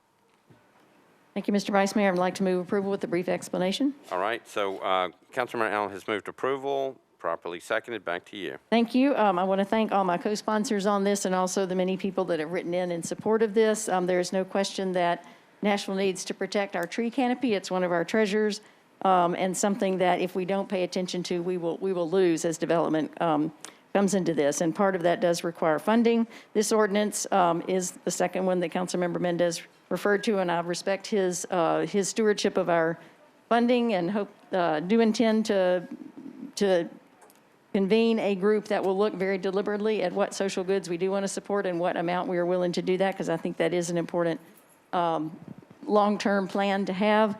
But I do ask for support for this, which would simply ensure that we put aside an amount of money that is 1% of what is spent on building permits and grading permits and bond issue for construction projects, because those are the very things that are currently destroying our tree canopy. And so at least by connecting those two, we can ensure that as more of that happens, we have more funds that we are being deliberate about setting aside for replacing trees. So I ask for your support.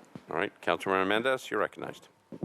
Thanks. And I appreciate the sponsor and the administration putting a cap of $2.5 million per year on this because it does address the concern that I mentioned a minute ago. Again, if we're not going to, I think most of us, we do not want to cut salaries. We do not want to cut services. We're not going to be exempt from inflation. This one at $2.5 million is the equivalent of almost 1 cent of property tax to come in the future.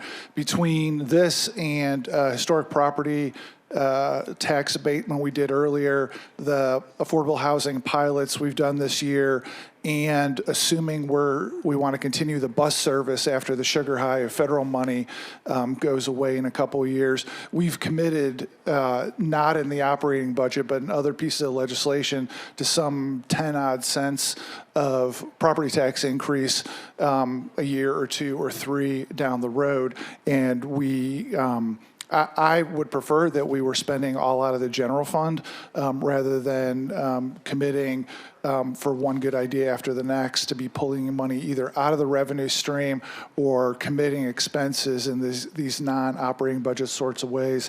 But, Councilman Allen makes the point that is absolutely legitimate, like defending our tree canopy is critical. I support that. I just want us to, I'm going to be gone when you guys talk about a rate increase again, because I don't think the mayor's going to do it before this term is over. But those of you who are going to be here, remember this day, remember this year when we were adding in, 10 plus cents worth of stuff without addressing it through the operating budget. Thank you. Thank you, Councilmember Mendez. All right, we are on Bill 2021-972 for passage on third and final reading. Anybody else want to get in the queue? All right, we're ready to vote. All those in favor of Bill 2021-972 for passage on third and final reading, say aye. Opposed, no. 1, 2, 3. Abstain. So the rules say that if there's votes on third reading, negative votes, that we would go on the board. So let's do that because I've got a couple people saying different things. Madam Clerk, if you would.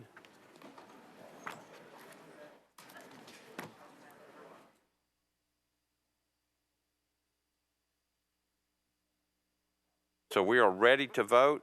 This one just requires 21 votes for passage on third and final reading. We're voting on Bill 2021-972 for passage on third and final reading. Madam Clerk, if you would. If you're for the bill, obviously you vote yes. If you're against, you'd vote no. Madam Clerk, open up the machines.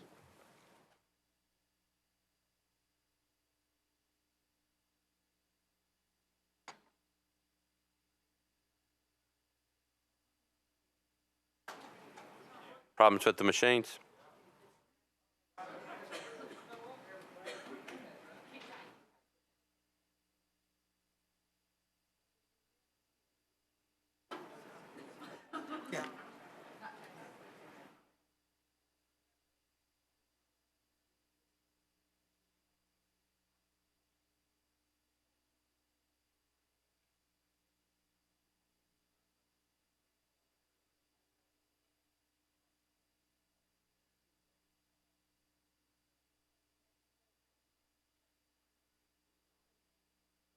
Good.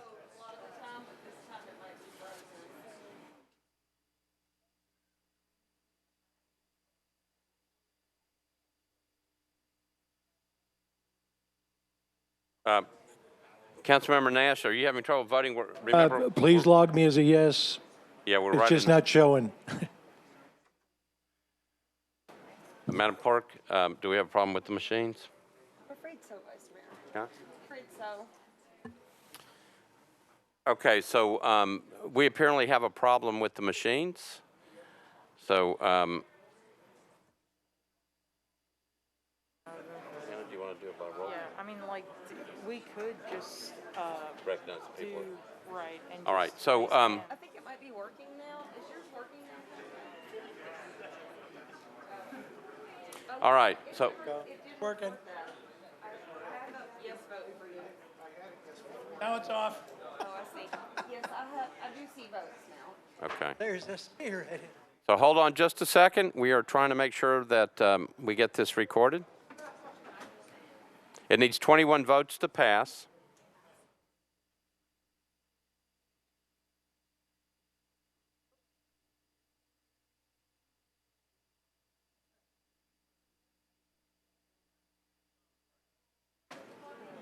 So, because of the confusion, do you want me to read out the people who, according to this system, have not voted?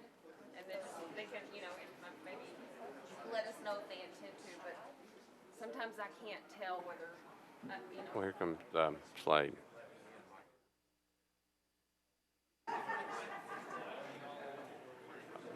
Well, this is the last bill, so we need to move. Yeah.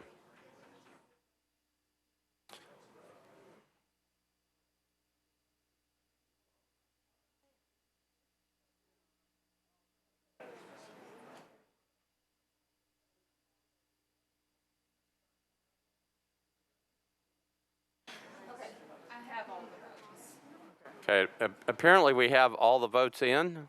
So, Madam Clerk, if you would, close the machines, take the vote.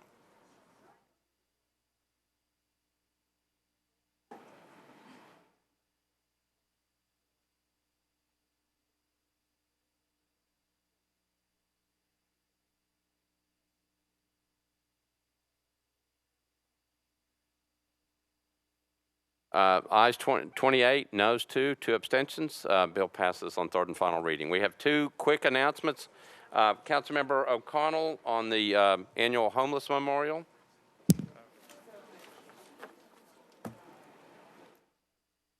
Thank you, Mr. Vice Mayor. Just trying to make sure I've got the details right here.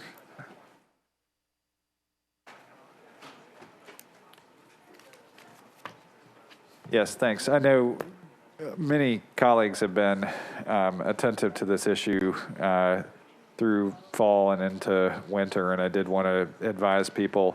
The annual homeless memorial is this Saturday, December 11th at 8:30 a.m. at Riverfront Park, right at basically at the Court of Flags at First Avenue and Broadway. 8:30 a.m., yes. So every year, for several years, there's been a group of folks that have gathered to remember and honor friends from the community who have died. Some of them currently unhoused, some of them recently unhoused and in housing. But yeah, this year, the 2021 annual homeless memorial will take place at 8:30 a.m. Saturday, December 11th at Riverfront Park. Please do make an effort to attend that. It is a good and I would argue necessary event every year, and we should make it less necessary year over year. All right, thank you, Councilmember O'Connell. Councilmember Porterfield, you're recognized.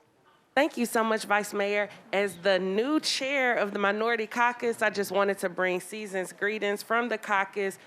Dinner and dessert was sponsored by your Minority Caucus tonight, and we just wanted to wish everyone a happy holidays. Thank you, Vice Mayor. All right, thank you. And I've got Councilmember Saguaro, last comment.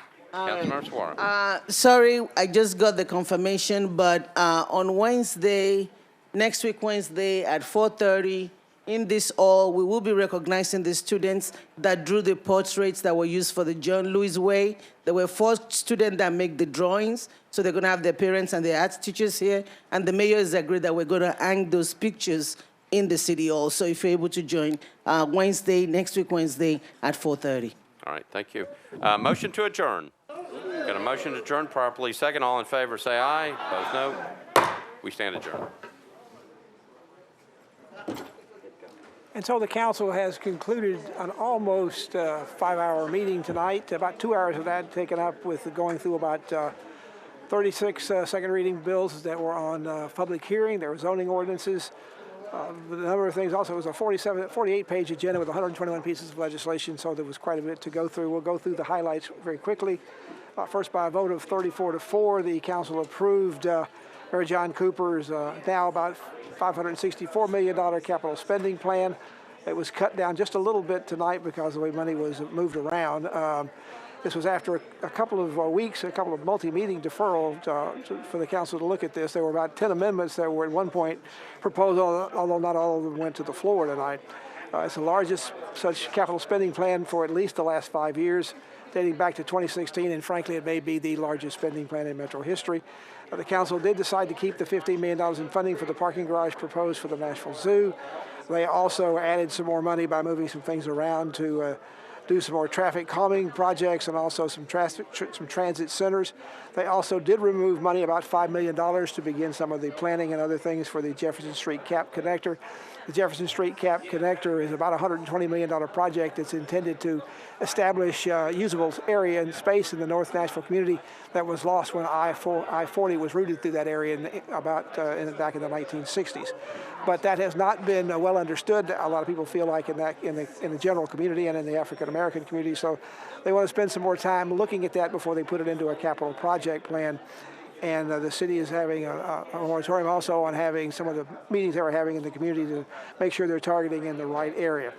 For the third straight meeting, the council also considered resolution 2021-1204, and they approved it this time by a vote of 20-8. It would spend now about $1.2 million in American Rescue Funds for Metro Parks to manage the homeless encampments in town, including more specifically the renovation and repair of Brookmead Park. But a lot of controversy about this. The council did take about $700,000 out of the original proposal because they want to take out some of the cameras that were involved and a bulldozer and maybe some of the fencing.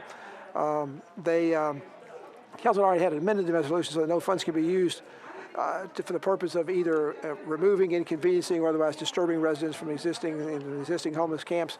No funds could be used if they were freed up from something else to do the same thing. A number of other resolutions for the council tonight involving American Rescue Funds that included a plan at one point to give $20 million to the city's Barnes Fund for affordable housing. That was going to be expanded to $40 million to create a catalyst fund to purchase affordable housing and to create a centralized database for subsidized housing. That particular resolution was deferred tonight for more study, particularly so they could be gotten through the administration and other groups that are involved with the American Rescue Fund recommendations to make sure everybody's on the same page with that. It'll probably come up again in 2 weeks. Also, the council approved a resolution for $750,000 to the Nashville Convention and Visitors Corporation, again in American Rescue Funds, to expand its sponsorship of new and culturally diverse events. Also approved another resolution allocating $7.2 million to upgrade various HVAC systems throughout the Metro government for improved ventilation as a part of COVID-19 battling. Also a bill that would expanded the Metro vehicle fleet for the police department, the fire department, Department of Transportation, and Davidson County Sheriff's Office was deferred for more study.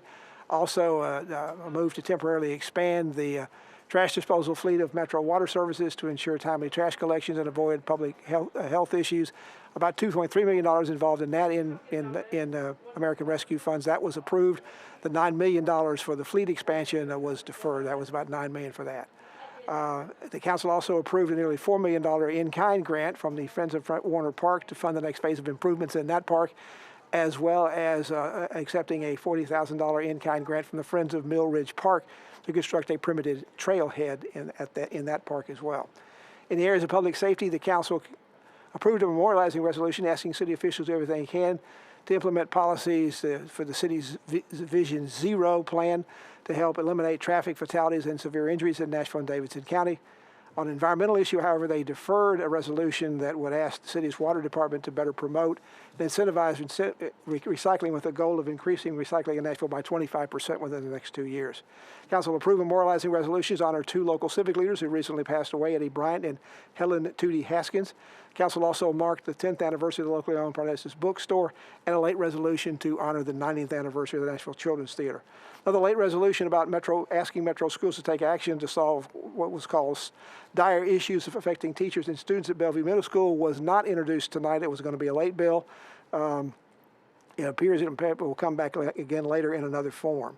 Most of the first reading bills were approved with 1 vote. However, one that was not was one that would put further restrictions on the transportation vehicles downtown. This was a bill that was deferred by objection last time. The bill was finally passed on first reading this time.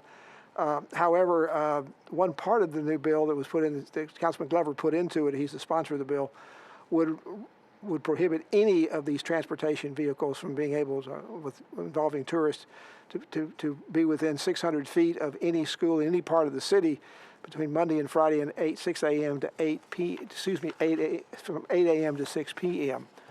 On second reading tonight, the council also approved another bill regarding the transportation industry, setting up a permit system to bring your own beer on these downtown vehicles, a law the council passed a few weeks ago banning the alcohol in any such unenclosed tourist vehicles beginning December 1st. Owners of entertainment vehicles are already saying they're losing money. This bill would seek to address that, although final approval by the council can't come until at least the next council meeting at the end of close to the end of this month, so the dry period will last a few more weeks for those vehicles. On second reading, the council also approved a bill on second reading to name the Courthouse steps and plaza in front of Nashville civil rights icon Diane Nash. Other second reading meetings would have created a freestanding city department to coordinate the city's various efforts to address homelessness and affordable housing. That was deferred tonight, although there's a substitute bill going on that would better, I think the idea is to get this further studied.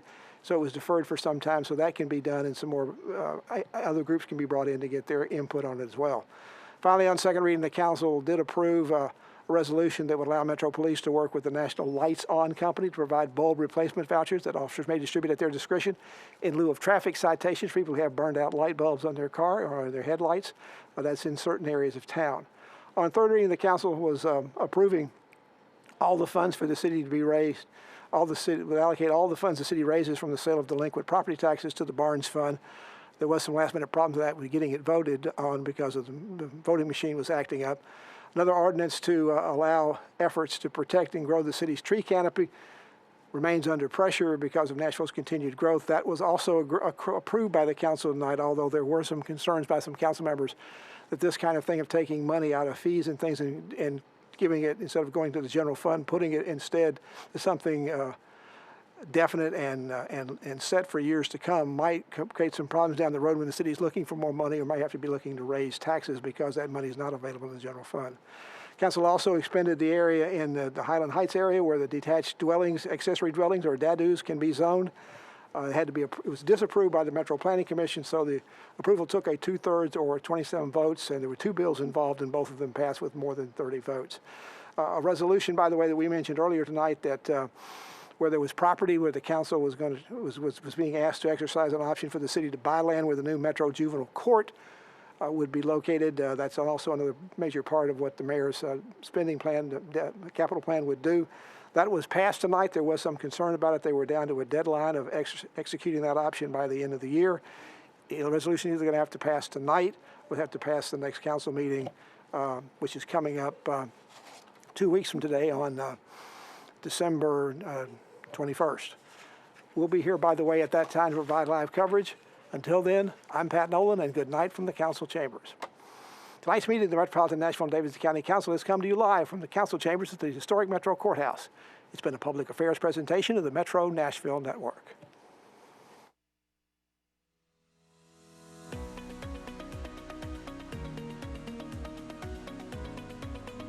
This has been a service of the Metro Nashville Network. If you would like to see this presentation again, or for more information on this and other programs, visit nashville.gov.